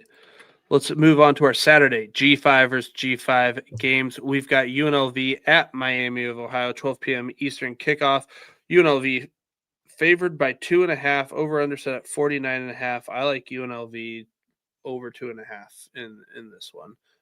We came in with our questions. They've kind of been answered. Miami's defense hasn't necessarily been up to snuff what I have kind of thought they would be up to this point. So I think I'm going to take UNLV on the road. Yeah, it'd been both teams are coming off a bye week, so be interesting to kind of see what changes or adjustments we see. But based on what we've seen to this point, I agree with you. I take UNLV and the points over Miami. All right. Next game, North Texas at Army, 12 p.m. Eastern, another American Conference game here. We've got Army with their backup quarterback. You've got North Texas. We've talked about their defense playing a lot better. They just need to play disciplined football on defense. If they are able to play that, I think North Texas wins this one. They're favored by 1.5 points, over under set at 52.5. Give me the mean green in this one. Got to play deep. Got to play. Stay in your lane. You got to play discipline on defense. I mean, to me, this feels like a big game for the American. Like it's early, but it feels like, if is North Texas the real deal? If they're the real deal and they're gonna contend for an American championship, this is a game they have to win. I think Army is what Army is. I mean, we saw them lose to Tarleton State week 1, and then they turn around and beat Kansas State in week 2. And I don't know, like after this past week, Kansas State, that win doesn't look as impressive to me because Kansas State looks terrible. But I mean, contrasting styles, right? You got the one team that just going to run the ball, all the time. The other team wants to throw the ball all the time. So, it's going to be it's going to tell us a lot about North Texas, I think, in terms of what to expect from them, and are they a pretender or a contender in the American in 2025? All right, next game, Ball State at UConn, 3:30 p.m. Eastern. UConn favored by 20.5, over under set at 52.5. I like UConn in this one, but pair of 1 and 2 teams this season. Yeah, I agree. UConn, I think UConn will roll. Ball State, I don't think is very good. They looked good this past week against FCS opponent. UConn is one of the better teams in the G5, and I think the Huskies will roll in week 4. All right, JMU at Liberty, 3:30 p.m. Eastern kickoff. JMU favored by 9.5 points on the road. Over under set at 49.5. I almost feel like James Madison might be able to score more than 49 on their own. 9.5 is I don't know. It depends on what they're going to do with the quarterback. Are they going to rotate quarterbacks again? I don't know. I expect James Madison to win this one. 100% James Madison will win this. They just gave this a name. I think it's the Battle of the Blue Ridge, or something along those lines. Two in-state teams. Preseason was a game I was looking forward to because I thought Liberty would be better than they are. I guess the thing I want to see, JMU's coming off of a bye week. What do they figure out? What are they going to do with this quarterback situation? Are they going to keep rotating Barnett and Sluka? I mean, like as an Old Dominion fan, I hope they do because I don't think it's working. But that's kind of the big takeaway for me is what JMU does at quarterback in this game against Liberty. Right. Next one, we have Louisiana at an ugly one. Eastern Michigan, 3:30 p.m. Eastern. Not sure if I'm going to tune into this game. Eastern Michigan might get a win. Louisiana favored on the road by 2.5 points. Over/under set at 50.5. Yeah, this one I probably won't watch a lot of. But I don't know. 50.5 is a lot of points. Yeah. When they completed 2 passes in week, 2 for 14. I assume Noah Kim's gonna air the ball out in this one. Nice Eastern Michigan might get a win, man. Like I might be. I mean, it's gonna be an ugly game, but I might be tempted to put some money on Eastern Michigan. Given how bad Louisiana's looked on offense, anyway. I assume Louisiana's gonna, they're gonna be able to run the ball, and so it's gonna be a better game than maybe we expect. I think they'll be able to run the ball against Eastern Michigan, so they won't have to pass it as much. But man, this could be an ugly game on both sides. All right, Troy at Buffalo, 3:30 p.m. kickoff. Buffalo favored by 6.5. Over/under set at 42.5. I think I would take Buffalo in the points, given that Tucker Kilcrease is going to be in at quarterback. Obviously, Troy will have a whole week to prepare for that. But I think Buffalo had the upset alert against Kent State that kind of gives you pause. But I think they're going to come ready to play this week. Give me Buffalo. Definitely by more than 6.5 in this one. Yeah, I would agree. Troy with Tucker Kilcrease is so one-dimensional, and I think Buffalo, their defense, they didn't play good. Got some pretty good linebackers. They do. Didn't look so good against defense. Didn't look so good against Kent State, but that's probably more of a case of them expecting Kent State to be Kent State. And I expect Buffalo to come fired up and ready to play this week. We got a little MACtion on Saturday, 3:30 p.m. Eastern. Toledo at Western Michigan at Waldo Stadium. Spread Toledo favored by 13.5. Over/under set at 51.5. I expect Toledo to roll in this one, but I'm kind of just interested to see what Western Michigan is. A team that I didn't expect a whole bunch of this year, and then they, take North Texas to overtime. A couple weeks back. So I'm kind of interested to see how they play against Toledo, but this Toledo defense is for real. I expect Toledo to put the clamps down on the Broncos and win this one. Yeah, I mean, Toledo's going to go as far as Tucker Gleason can take them. He's so up and down. I just feel like you don't ever know which version of Tucker Gleason you're going to get. But I feel regardless of that, they should beat Western Michigan in week 4. Like you said, that defense, they probably definitely have the best defense in the MAC, I would say. Tucker Gleason he's just so inconsistent.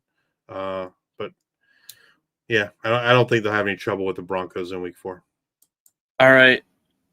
Justice, you said at the very beginning of the year, Luke, get ready for our week 4 matchup between Delaware and FIU. I would say for what? What are we what are we talking about here? Honestly, a bad game or out of all the games, this is the game I am most excited for. I will be tuning in for this one. Delaware at FIU, 6 p.m. Eastern, a CUSA matchup here. FIU favored by 5.5 points. Over/under set at 54.5. I'm excited. I'm excited to see this one. This one is set up to be a good matchup. Delaware been able to pass the ball well, run the ball well. FIU pounding the rock with Keon Owens. The team. This one's going to be a good one. I'm excited for it. It is. I think it's going to be a good game. I don't quite understand how FIU is favored by that many points. I'd be tempted to bet Delaware. I think Delaware wins the game outright, and they're getting the points. To me, this game is much closer than that spread would indicate. It feels like a field goal game to me. But yeah, Delaware. I mean, like you said, that Delaware offense has played really well They looked okay against Colorado, and then they played phenomenal against UConn. And I think UConn's a better team than FIU. So yeah, I'm surprised that FIU's favored in this game. Give me the Blue Hens.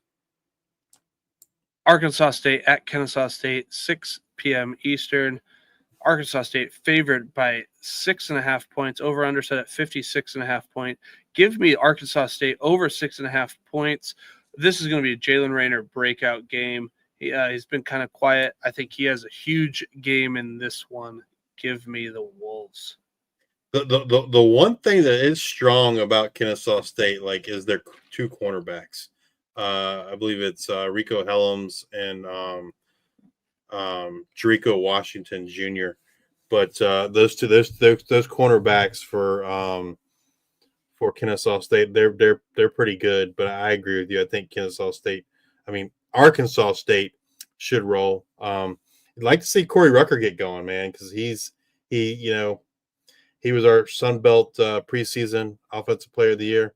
He's had a rough start, but hopefully this game can get him on track and he can get going right before Sun Belt Conference play starts.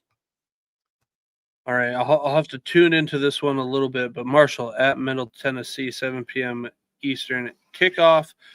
Marshall favored by 2.5 points on the road. Over under set at 46.5. That doesn't make a lot of sense to me. Give me Middle Tennessee in this one, but I don't feel great about it. Yeah, it's two bad teams, man. Like, again, if I'm going to bet this game, I'm just take the under. Marshall hasn't looked good. Middle Tennessee State hasn't looked good. They did get the win against Nevada, but again, Nevada's not a very good team either. This is going to be an ugly game. Not one that I'm got on my calendar to watch on Saturday. All right, talked about Nevada at Western Kentucky, 7 p.m. Eastern. Western Kentucky favored by 10.5. Over under set at 55.5. I would expect Western Kentucky to roll in this one. Give me Western Kentucky more than 10.5. Yeah, I agree. I mean, Maverick McIver, Matthew Henry, Katie Hutchison, Musa Berry. Nevada is not good. Lost to a really bad Middle Tennessee team last week, and Western Kentucky is probably upset. They coming off a bye week after the loss to Toledo. They're going to want to right that ship, and they're probably just going to pour it on against Nevada here in week 4. All right. Mountain West Conference matchup here at 7 p.m. Eastern kickoff. Boise State at Air Force. Boise State favored by 10.5. Over under set at 51.5. Boise State, I believe, coming off a bye week. Give me the Broncos in this one. And I think that they can cover the 10.5 point spread. But we'll see. Yeah, I mean, it's an interesting game in terms of, like, we saw Boise State get blown out by South Florida, then they blew out an FCS opponent, then they had a bye week. Air Force at Air Force is going to be tough, I feel like. Yep. Even though, like, Air Force has not looked good. To me, this game's really going to tell us more about Boise State. Like, what should our expectations be for Boise State this year? Are they going to be, if they blow them out, then like maybe we can say they're back. If they win but don't win convincingly, then Boise State isn't. I don't think they're as good as they were a year ago, but like they're still in the back of my mind anyway.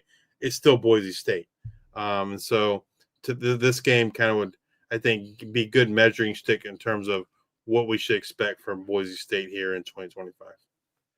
Brett with his Cade Harris love. Loves him some Cade Harris. All right. We've got Coastal Carolina at South Alabama, 7 p.m. Eastern. We've got a Sun Belt Conference matchup. We've talked about Coastal Carolina and how they haven't looked very good. South Alabama favored by 15.5. Over under set at 50.5. I feel pretty confident to take South Alabama in the 15.5 in this one, as long as Davenport can keep the ball out of harm's way. I like the Jaguars in this one. Yeah, I would expect to see lots of Kentrell Bullock in this game. It's it's good to see the odds makers learn, because I don't think South Alabama is a better team than East Carolina, and they only favor East Carolina by 6.5 against Coastal, and they favor South Alabama by 15. But yeah, I agree with you. South Alabama should roll. Bishop Davenport, Kentrell Bullock, Devin Vosen, and it's good to see Anthony Eager have a good game in week 3. So yeah, it's South Alabama should start conference play 1-0. All right, Southern Miss at Louisiana Tech, 7:30 p.m. Eastern. I'm definitely curious about this because the Louisiana Tech's defense has been playing pretty good. So I want to see what Southern Miss looks like against them. So Louisiana Tech favored by 3.5, over under set at 51.5. Honestly, like Southern Miss to win this game on the road, but I will be tuning in because like I said, Louisiana Tech been sneaky good this year. Yeah, their defense has been good. It's the offense has kind of been the problem. Now maybe they found something with Blake Baker. If I'm going to bet this game, I'm taking Southern Miss in the points. And this is a preview of a Sun Belt matchup. In 2026, it'd be a Sun Belt matchup. It'd be a Sun Belt West matchup at that. With Louisiana Tech joining the Sun Belt and taking over for Texas State, who's moving over to the Pac-12. But I'm a little surprised that they're favored by 3.5. I'm not surprised 100% that they're favored, but that seems pretty high. To your point, the Louisiana Tech defense has played really well, and it's the offense. Who's it? Colby. Colby Fields. Fields been playing lights out. Yeah, he's probably I gotta say he's easily the favorite for Conference USA Defensive Player of the Year at this point. I believe he is preseason for us, but yeah, he's playing really well. That defense as a whole is playing really well. Maybe, like I said, if Blake Baker can play, he played last week, maybe they can win the game. But I'm with you. I'm going to take Southern Miss in the points. All right, UL Monroe at UTEP, 9 p.m. Eastern kickoff. UTEP favored by 4.5, over under set at 47.5.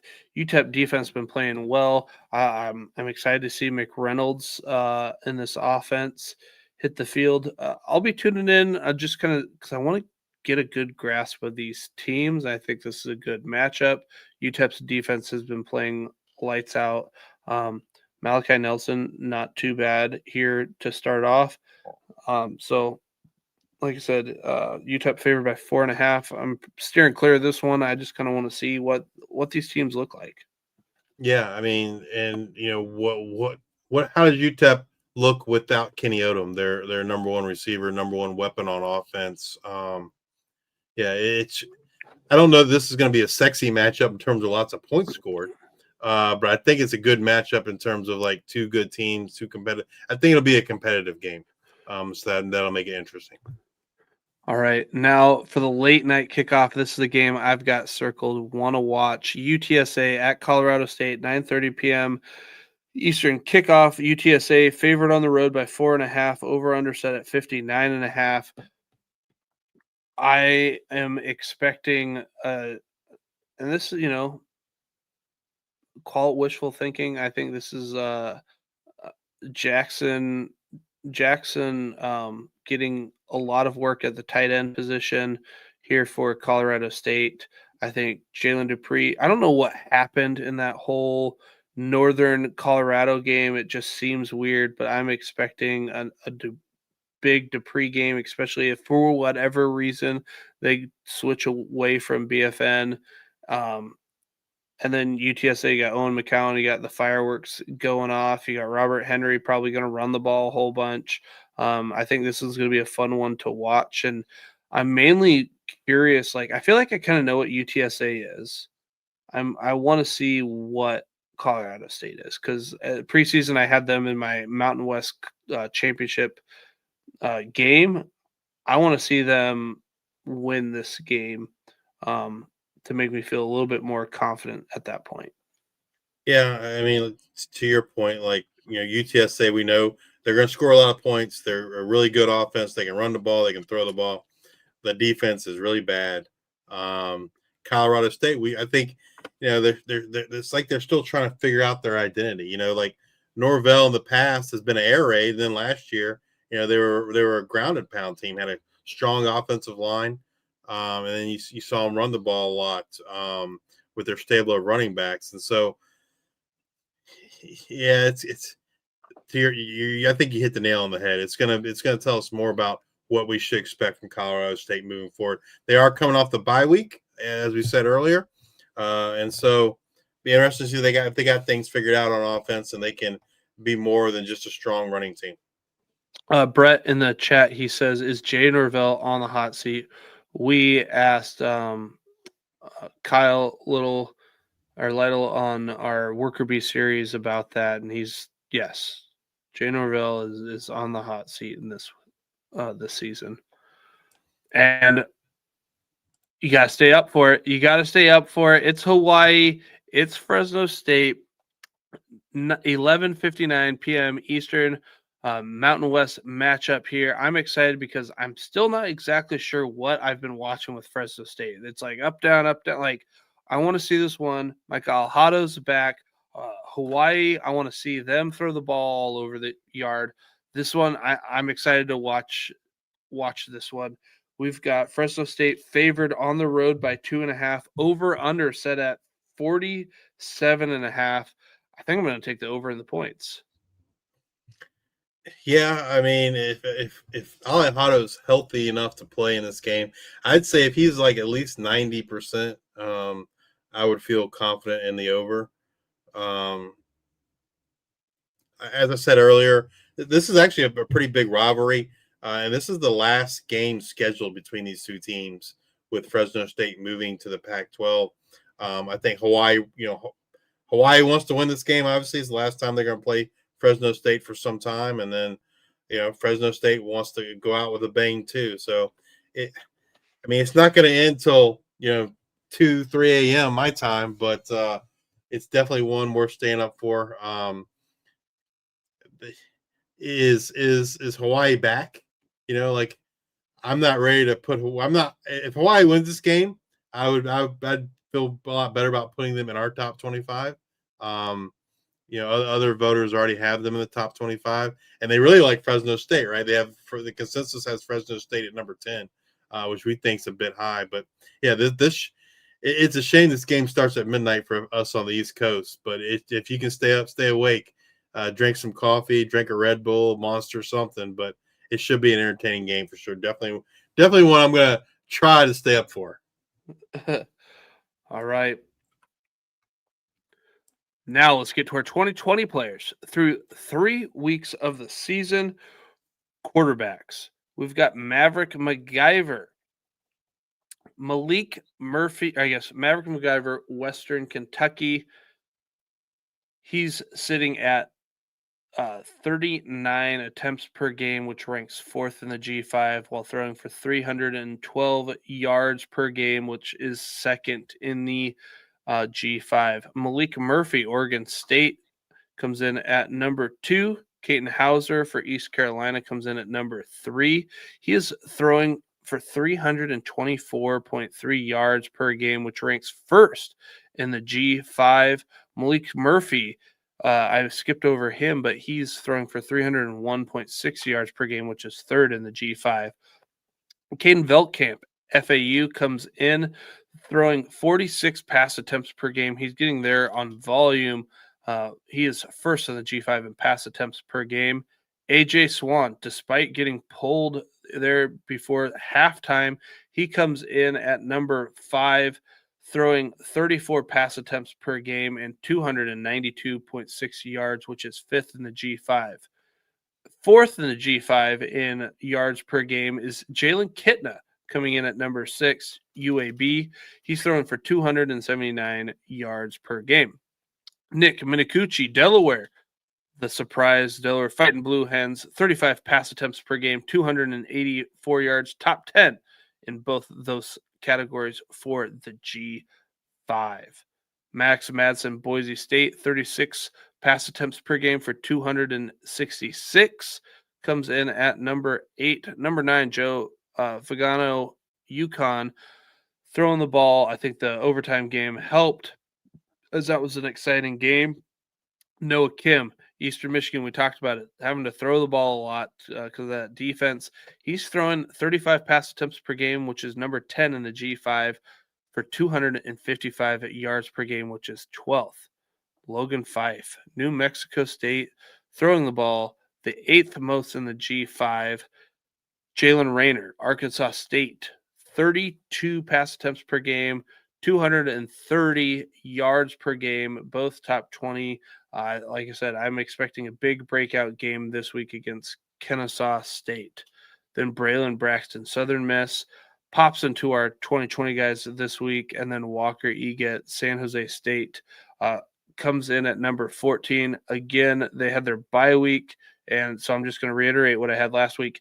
Numbers-wise, he's thrown the second most pass attempts per game at 43, but he's thrown for 245 yards, which is 15th in the G5, and just feels different watching those as opposed to, like Caden Veltkamp, who's throwing 46 pass attempts per game in his 290. Moving over to our running backs, we've got 10 of them this week, led by Rashad Dominion, App State. He ranks first in the G5 in touches per game with 25 and third in the G5 in yards per game with 141.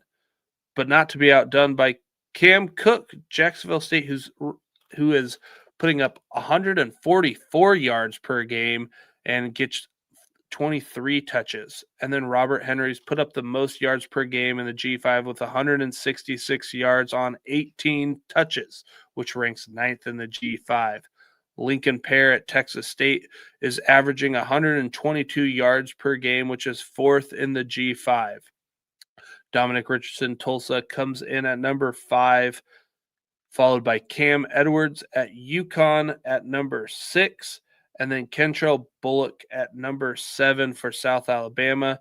He's averaging 21 touches per game, which is 3rd in the G5, and just a tick under 100 yards with 96 yards per game, which comes in at number 20 in the G5.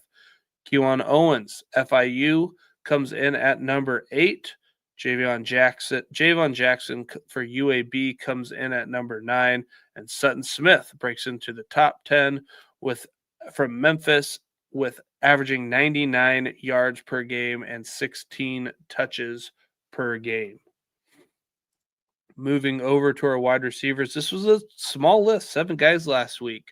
We've increased that to 13, almost doubled it. Danny Scudero sits at the top, averaging 127 yards per game and 13 targets per game, both best in the G5, followed by Skylar Bell at UConn, which he's averaging 106 yards per game, which is 3rd best in the G5. But Jaden Barnes, App State, 10 targets per game and 112 yards per game, which is 2nd best in the G5. What I'm interested to see is App State on a bye this week. Then they come out of their bye. Does AJ Swan start the game? And then what does that do for these pass catchers? Because Jaden Barnes isn't the only App State guy on this list. Trent Walker comes in at number 4, Oregon State. He's averaging 101 yards per game. And then we've got Chase Hendricks, Ohio, 8 targets per game, 104 yards per game, which is 4th in the G5, followed by Bo Sparks at Texas State. And Ted Hurst had his coming out party finally for Georgia State last week. Then the other App State wide receiver, Dalton Stroman, averaging 8 targets per game and 98 yards per game.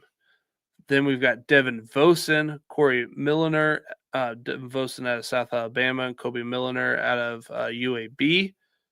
Kyle Duplessis out of Delaware comes in at number 10. And then Jaquan Gibson, UMass, comes in at 11. Anthony Smith, I've got the old picture up there, number 17. I couldn't find his new number, a picture of him and his new number yet. East Carolina, he's averaging 10 targets per game and 80 yards per game, which is 18th in the G5. And then Ketty Odom, separated shoulder, but he breaks into the 2020 guys with averaging 9 targets for 78.6 yards per game. Moving over to our tight ends, we've got Dorian Thomas, New Mexico, ranks first in the G5 in targets per game with 8, and our receiving yards per game is second in the G5 with 56. Jackson Warren, Colorado State, number 2 in targets per game with 7, and 5th in the G5 with 47 yards per game. Then Isaiah Cummings, I had mentioned him in the G5 Hive waiver wire stuff when we got to our fantasy football portion of this. He comes in at number 3, averaging 6 targets per game for 57 yards per game, which is first in the G5, followed by Matt Lauder, Boise State, 6 targets per game, by 40 yards per game, which is 7th in the G5. And then Gavin Harris, New Mexico State, he's averaging 5 targets per game and 49 yards per game. Pretty much like once you get past here, it's like even the top 4 kind of an echelon above everybody else, but the yardage is kind of the same once you get down here into this realm of tight ends. Justice, what do we have for linemen?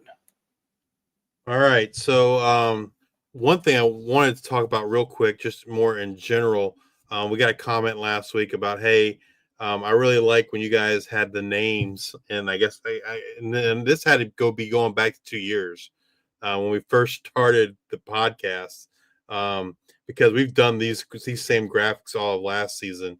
But anyway, the individual would prefer to see the names versus the players. It's kind of like, which do we do? We tweet these graphics out, and so instead of having to do 2 separate graphics with limited time, it's just easier to make a graphic that we can also tweet out to recognize the players on X. So that's kind of the reason why we do what we do. Maybe in the future there'll be a way where you can see the actual names of these guys more so than just watching the show. But anyway, moving over to offensive line. So as I said last week, I worked this off season to come up with a rating. It's our own rating. It's not using it's not anyone else's direct rating. But anyway, we come up with a score for offensive linemen, and that's kind of what we use in terms of rating the offensive linemen. This is all from this point forward. All these guys have to have a minimum of 90 snaps because unlike using like targets and receptions per game, we have to kind of normalize it for the rest of the non-skill players. Anyway, getting to the centers, number 1 is Jacob Spomer, Fresno State, a rating of 67.4. He has a negative play rate of 0.89. Number 2, new to the list, is Anthony Boswell, Toledo, 63.4 rating. He has allowed 1 pressure and 184 snaps. Number 3, and I hope I don't butcher his name, but Ayator Urian Barianachea from Colorado State, 62.9 rating, has a pressure per snap percentage of 2.8%. A bright spot for Coastal Carolina coming in at number 4 is Zach Elam, 62.8 rating, has a negative play rate of 2.22. And rounding out the top 5 is Mason Randolph from Boise State, a 62.5 rating, and he's allowed 3 pressures and 109 snaps. Moving over to the offensive line, again, same thing, the G5 Hive rating. So for guards, once again, he was on this list last week. Number 1 is Will Jeffcoat with a 67.1 rating, and he's allowed 0 pressures and 168 snaps for Army. New to the list this week, number 2, Jonathan Dennis, Louisiana Tech, a 66.1 rating, and he has a negative play rate of 0. So he's had 0 negative plays through 3 games, which is pretty remarkable. Number 3 is Kyle Juergens, Connecticut, 65.2 rating. He has a pressure per snap percentage of 2.7. Number 4 is Keelan Davis from Akron, 64.5 rating. He's allowed 1 pressure and 157 snaps. And coming in at number 5 is Jay Mickle from UL Monroe, a rating of 63.4. He has a negative play rate of 1.79. Will Jeffcoat's the only guy that's a repeat from last week. All right, moving over to the offensive tackles. Number 1 and the highest rated offensive lineman in the G5 this week is Cage Casey, Boise State, a rating of 69.8. He has a negative play rate of 2.9%. Number 2, Ben Morawski, Connecticut, 67.5 rating. He has a negative play rate of 3.48%. Number 3, Travis Burke, Memphis, 66.2 rating. He's allowed 3 pressures and 201 snaps. Number 4, Dorian Strawn, Texas State, has a rating of 65.1 and has a negative play rate of 4.61. And rounding out the top 5 is Logan Moore from UAB, 64.6 rating. He has a pressure per snap rate of 5.5%. Moving over to the defensive side of thing, again, a minimum of 90 snaps. We look at havoc rate. Havoc rate looks at pressures, quarterback sacks, quarterback hits, run stops on 3rd and 4th down, basically causing negative plays for the offense. Number 1 in havoc rate for the defensive ends or edges is Marquise White from UMass with a havoc rate of 20.9%. and a rush win rate of 31.3%. Number 2 is Thomas Davis from App State, a havoc rate of 20.7%, and he has 2 sacks on the season. Coming in at number 3 is William Whitlow Jr. from Memphis, a 20.4% havoc rate. He has 13 stops on the season. Stops are 3rd or 4th down run stops. Coming in at number 4 is Keyshawn James Newby from New Mexico. He has a havoc rate of 19.5%, and he has 22 pressures on the year to lead the G5 in pressures. Coming in at number 5, we talked about him earlier, Jamon Tapp, Southern Miss, 19.4% havoc rate. He has 4 sacks on the season. That's good for 2nd in the G5, and he just had 3 sacks this past week. Moving over to defensive tackles, number 1, DeMonte Smith, Middle Tennessee, 20.7% havoc rate with 13 pressures. Number 2 is Landon Robinson out of Navy, 18.6% havoc rate. He leads the G5 in sacks with 5. Number 3 is Dejan Barber, Florida Atlantic, a 12.6% havoc rate with 9 pressures. Number 4, Ezra Christensen, New Mexico State, a 12.5% havoc rate with 2 sacks on the year. And coming in at number 5, Xavier Slayton, New Mexico, a 12.5% havoc rate with 8 stops on the year. Moving over to the linebackers, and tackles per game is the stat we use to measure the linebackers. And we have 3 guys tied at number 1. Owen Long, Colorado State, 13 tackles per game, 12 stops. Also at number 1, Andon Thomas, Army, 13 tackles a game. He has a solo tackle rate of 96%. And also with 13 tackles per game at number 1 is Ray Coney at Tulsa. Ray has a missed tackle rate of 7%. Coming in at number 4 is Jackson Eck from New Mexico, 12.7 tackles per game. He has 13 stops on the year. That's run stops on 3rd and 4th down. And rounding out the top 5 is Jalen Schuler from South Florida, averaging 10.3 tackles per game, and he has 3 tackles for loss on the year. Moving over to cornerbacks, we use adjusted net yards per coverage snap. Basically, it's looking at what happens when he's targeted. The quarterback targets him, and what does he do in terms of interceptions and interception return yards, pass breakups. Number 1 again this week for cornerbacks is Chance Gamble, Georgia Southern, a negative 0.82 adjusted net yards against. He has 1 interception and 1 pass breakup on the year. Coming in at number 2 is Boogie Trotter from Marshall, negative 0.71 adjusted net yards against. He has 2 interceptions on the year. Number 3, Amarian Williams from Liberty, negative 0.68 adjusted net yards against. And he has a quarterback rating against of 0.6.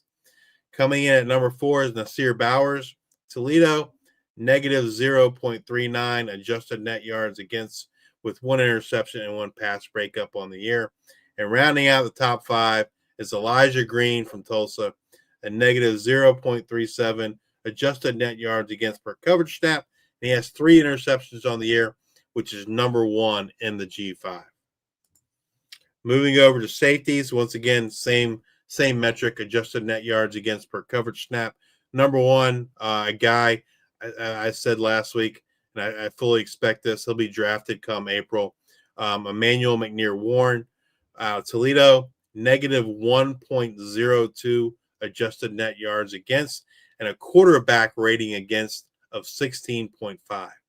Number 2 is DeMarco Ward from Memphis, a negative 0.99 adjusted net yards against, with 2 interceptions on the year.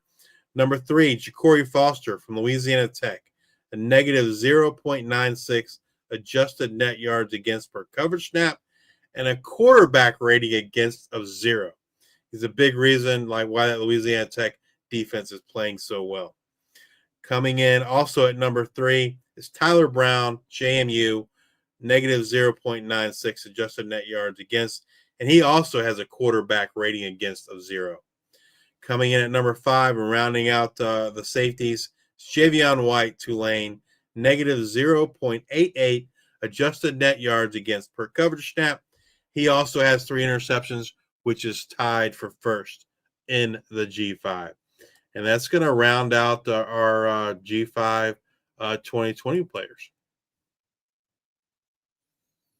You're on mute, Luke. Let's try that again.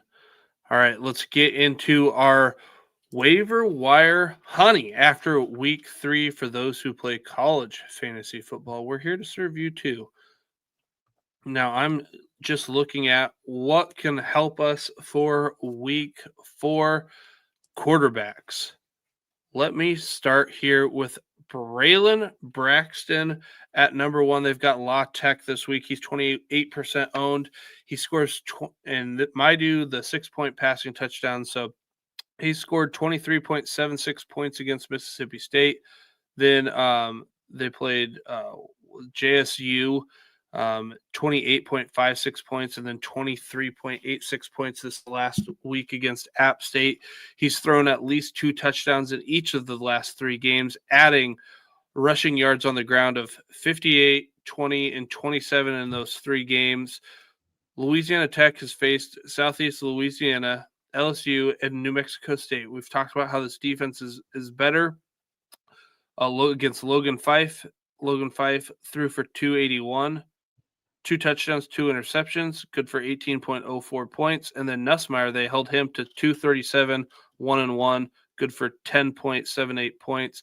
I think he can do something on the ground. I think if you need a safe floor, I think Braylon Braxton is your guy. I talked about Jalen Raynor earlier, that he's going to have a breakout week. Kennesaw State this week, 25% owned. He scored 33.5 points against SEMO, Southeast Missouri State. And then against Arkansas, he scored 10.8 points and then 21.18 points against Iowa State. We've got what Kennesaw State has done in week 1 against Wake Forest. Ashford had 18 rushes for 42 yards and a touchdown. And then Merrimack, their quarterback, had 22 rushes for 59 yards and a touchdown. And then this last week, Fernando Mendoza, not the running quarterback that everybody else is, but he threw for 245 and 4. Now, Raynor's, he's mobile and whatnot, so I expect him to do a little bit on the ground and toss it around the yard. And then end up here with Bishop Davenport for South Alabama. We mentioned before they play Coastal. He's 11% owned. Coastal hasn't been very good. They've let up 293 yards, 2 touchdowns, and 1 interception against Hauser. Hauser scored 22.92 points. They held Charleston Southern to 55 yards passing, but I don't know how much I'd read into that. And then against Chandler Morris in Virginia, gave up 264 yards passing, 2 touchdowns, no interceptions. Morris was also 5 for 50 on the ground, good for 27.56 points. And then it's kind of been a roller coaster for Bishop Davenport. They play Morgan State 15.54 points. And then Tulane, it's an up. It's 33.54. And then Auburn 17.5. Coastal hasn't been very good. I think this is a good chance for you to fire up Bishop Davenport if you need quarterback help. Justice, who do you have? All right. I got Jake Retzlaff, 23% owned. Tulane had the monster game this week against Duke, 42 points. He also had 27 points against Northwestern. He is a dual threat quarterback, gets it done in the air and on the ground.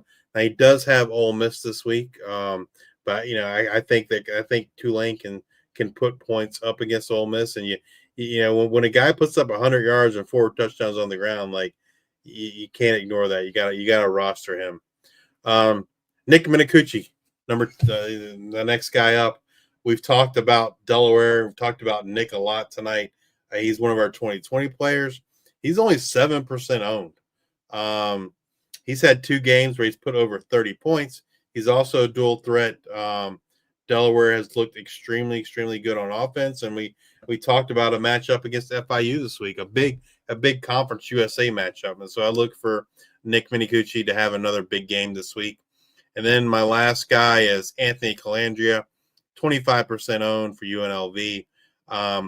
We talked about this in the preseason about how UNLV, or Dan Mullen, the head coach there, is kind of a kingmaker, if you will, at quarterback.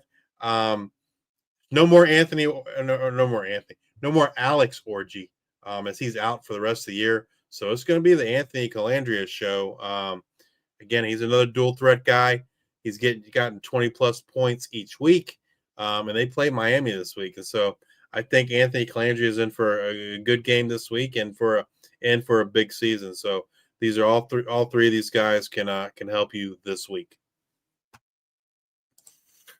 All right, let's move over to our running backs.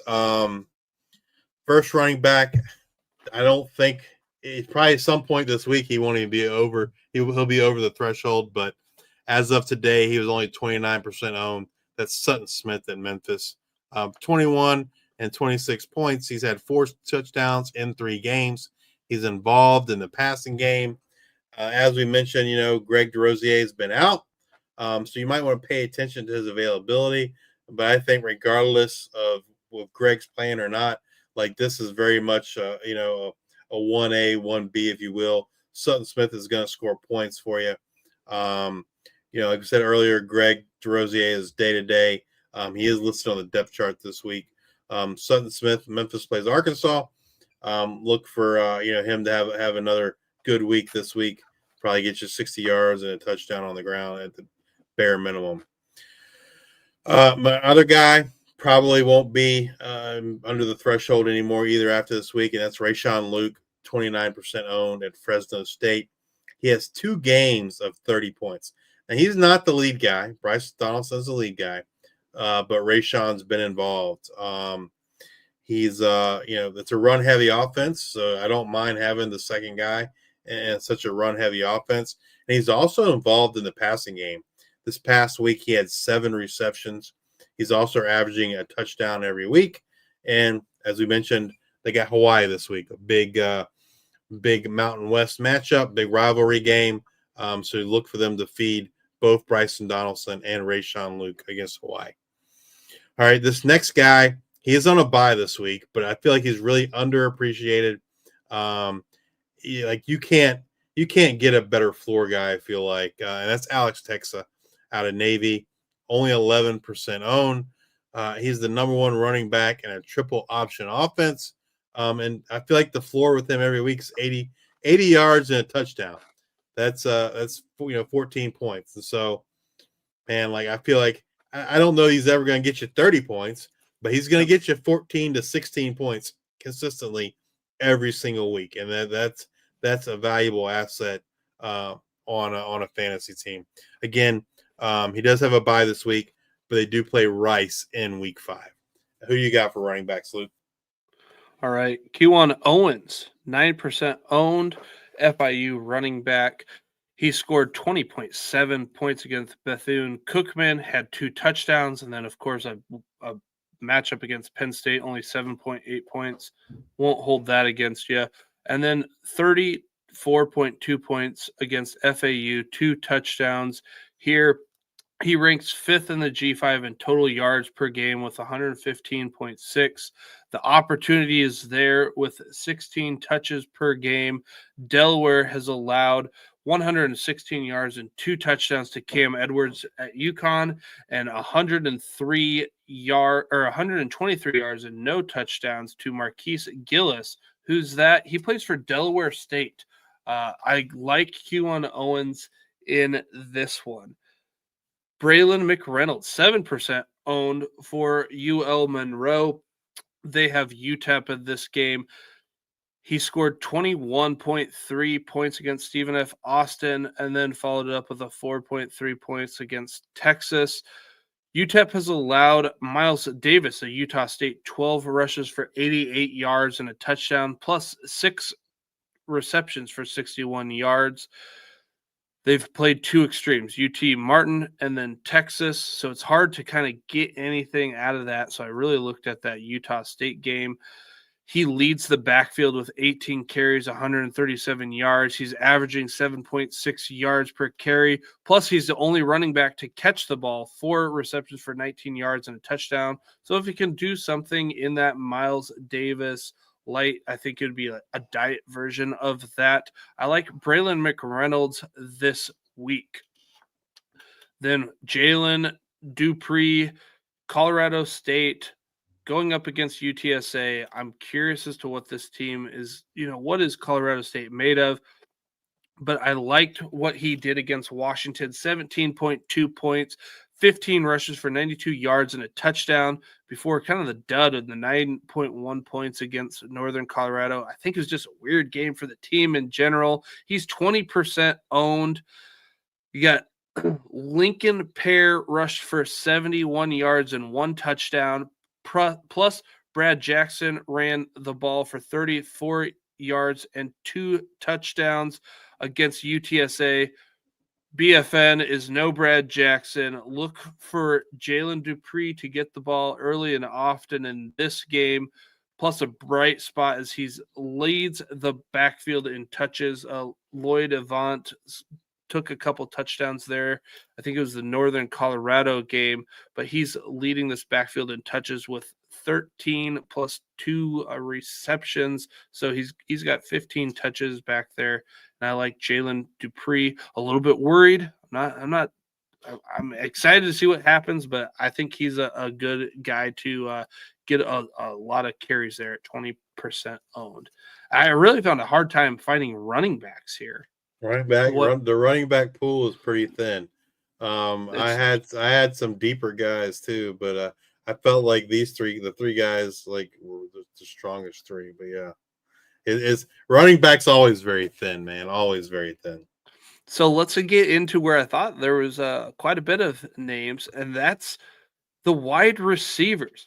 I go with Chaz Nimrod. First of all, Chaz with no Z threw me off for a second, but we got there. Chaz with an S. They play South Carolina State. He's 6% owned. He's had 5 targets against Boise State, got 12.6 points. 5 targets against Florida, 5.4 points. And then 10 targets against Miami, 16.8 points. He's averaging 82 yards per game. He has an ADOT of 19.6 in that high-powered USF offense, 17th in the G5 in yards per game with those 82 yards. Bethune-Cookman saw Malik Huggins go for 8 for 148 and 2 against South Carolina State. I think Chaz Nimrod and this USF offense might be a little bit more potent than Bethune-Cookman. So look for Chaz Nimrod to have a good game here. Now, If you're still listening, if you're still there, Cade Harris, Air Force, Boise State, 23% owned. He is a wide receiver eligibility, but is averaging 8 rushing attempts per game through 2 games. I wanted to see it just another week, and he produced. He had 2 receptions for 63 yards against Utah State, but he had 8 rushes for 72 yards. Good for 17.5 fantasy points. And then his 8 rushes for 66 yards and 2 touchdowns against Bucknell, coupled with his 3 receptions for 83 yards and 1 touchdown, was good for 35.9 points. A guy that's getting you rushing attempts in the wide receiver spot. This is a good spot for Cade Harris. I am a little bit nervous about Boise State, but you might be able to pick up Cade Harris and use him throughout the year. Brett saying, hey, now we got to look at Jordan Napier. But, hey, I got you. I got you this week, Cade Harris. And then FIU is going up against the Fighting Blue Hens. Justice mentioned their quarterback in Nick Mitakuchi. I'm saying you got to pick up their wide receiver. Now, the wide receiver I'd pick up would be Jake Thaw. He's 3% owned, but he sat out with an injury last week. So in the event he is out again, Kyrie Duplessis is another name to know. I like either one of them this week, but again, I'm going to stick with Jake Thaw. 3% owned for Kyrie, 3% for Jake. Jake is the number 1, but with him down last week against UConn, Kyrie stepped up big, went 9 for 161 and 1. Now, when you look at Thaw against Delaware State, he was 7 receptions on 8 targets for 92 yards and a touchdown, compared to Duplessis 7 receptions on 9 targets for 89 yards and a touchdown. Then against Colorado, Thaw was 4 receptions on 6 targets for 85 yards, no touchdowns, while Duplessis was 1 reception for 13 yards. And then this last week with UConn, with Thaw being out, Duplessis goes 9 for 161 and 1. Now, UConn has played FAU, and they gave Easton Messer went 6 for 64 and a touchdown, and then Jayshon Platt was 5 for 90 and a touchdown. 2 guys there for FAU FAU played FIU this last week. So the 2 guys were able to show out. So again, if you're able to play one of those, I'd pick Thaw over Duplessis. But if Thaw is out, I would play Duplessis. Thaw ranks 12th in the G5 in yards per game with 88.5. And Duplessis has 8 targets per game, which is 18th in the G5, and is averaging 87. So very similar, which is 13th in the G5. Justice, who do you have for your wide receivers? All right. Well, 2 of my guys are on bye this week, but I just felt like they're too good. Like they need to be owned. But the first guy, it's someone Luke can attest to this, that I was really high on this year. I drafted him wherever I could, acquired him wherever I could preseason, and that was Zion Booker at Tulsa. He's only 3% owned. That's shocking to me. He is clearly the lead dog in an offense that's going to have to throw the ball to win games. He's getting 10 targets a week. That means like at the end, 12-game season, he's going to get 120 targets. That's pretty massive for fantasy football. He's the focal point of that offense. He's got 18 points, 13 points, 17 points. They play a bad Oklahoma State this week. I'm not worried about him. I am rolling him out there wherever I have him. It's criminal that he's only 3% owned. These next 2 guys, they're both on a bye this week, but man, they are, we talked about them in our 2020 guys. And the first is Jaden Barnes. He's only 22% owned out of App State. 14 targets, 8 targets, and 11 targets. He is used heavily in the slot. Talked about him last week. He's pretty much guaranteed to get you 100 yards and a touchdown every week. 29, 21, and 23 points. And then Corey Milner, UAB only 25% owned. We've talked the last 2 weeks. We've talked about how bad this UAB defense is, and they have to throw the ball. They have to score a lot of points, just to make up for how bad the defense is. He's the number one wide receiver in this offense, and they pass it around so much. 9 targets, 11 targets, 6 targets, pretty much 80 yards and a touchdown each and every week. 19 points, 21 points, and 22 points. And he's not on a bye. I misspoke. He plays Tennessee this week. So Jaden Barnes is the only guy that's on a bye. All 3 of those guys, like, it's criminal that they're under 30%. I would expect, probably maybe Barnes and Milner will get over that threshold. But, man, Zion Booker at 3% is just insane to me. It blows my mind that he's only 3% owned. All right, let's move over to the tight ends. And, talking about slim pickings, man, like, tight ends it's pretty rough, too, compared to, it might be even rougher than running backs. But I got 2 guys here for you. Jiron Johnson, Bowling Green, 3% owned. Hopefully, like, you guys, if you listened to us and watched our Worker Bee series, you would know about Jiron Johnson, because there was a feeling that, everyone's talking about Arliss Boardingham, the transfer from Florida, but there was a feeling back then in that preview that Jiron Johnson was might end up being the guy at tight end for Bowling Green. He's got 3 targets, 7 targets, 4 targets. The points, as you might expect with a tight end, are very up and down. 3 points, 21 points, 5 points. They play Louisville this week. But he, if you're desperate for a tight end, he's definitely one to look at. This next guy I feel much better about if, like, I'm having to roll him out there every week. He was in our 2020 players, and he is 0% owned. I'm sure it's not 0.0, but it's obviously 0.4 or worse. And that's Gavin Harris, New Mexico State. 8 targets, 5 targets, 4 targets, 12 points, 8 points, and 7 points. He is on a bye this week, but I wanted to mention him because he's pretty consistent, pretty steady, which, if you need someone at tight end, that's kind of what you're looking for. And so I'd be going out and snatching Gavin Harris from New Mexico State. What do you got, Luke? All right. I've got 2 tight ends. I've got a ceiling play and a floor play. My floor play is Houston Thomas, 28% owned. They have Colorado State, Houston Thomas, the UTSA tight end. Like I said, 28% owned. He's had 4.2 points against Texas A&M, 7.6 points against Texas State, and then 5.6 points against Incarnate Ward.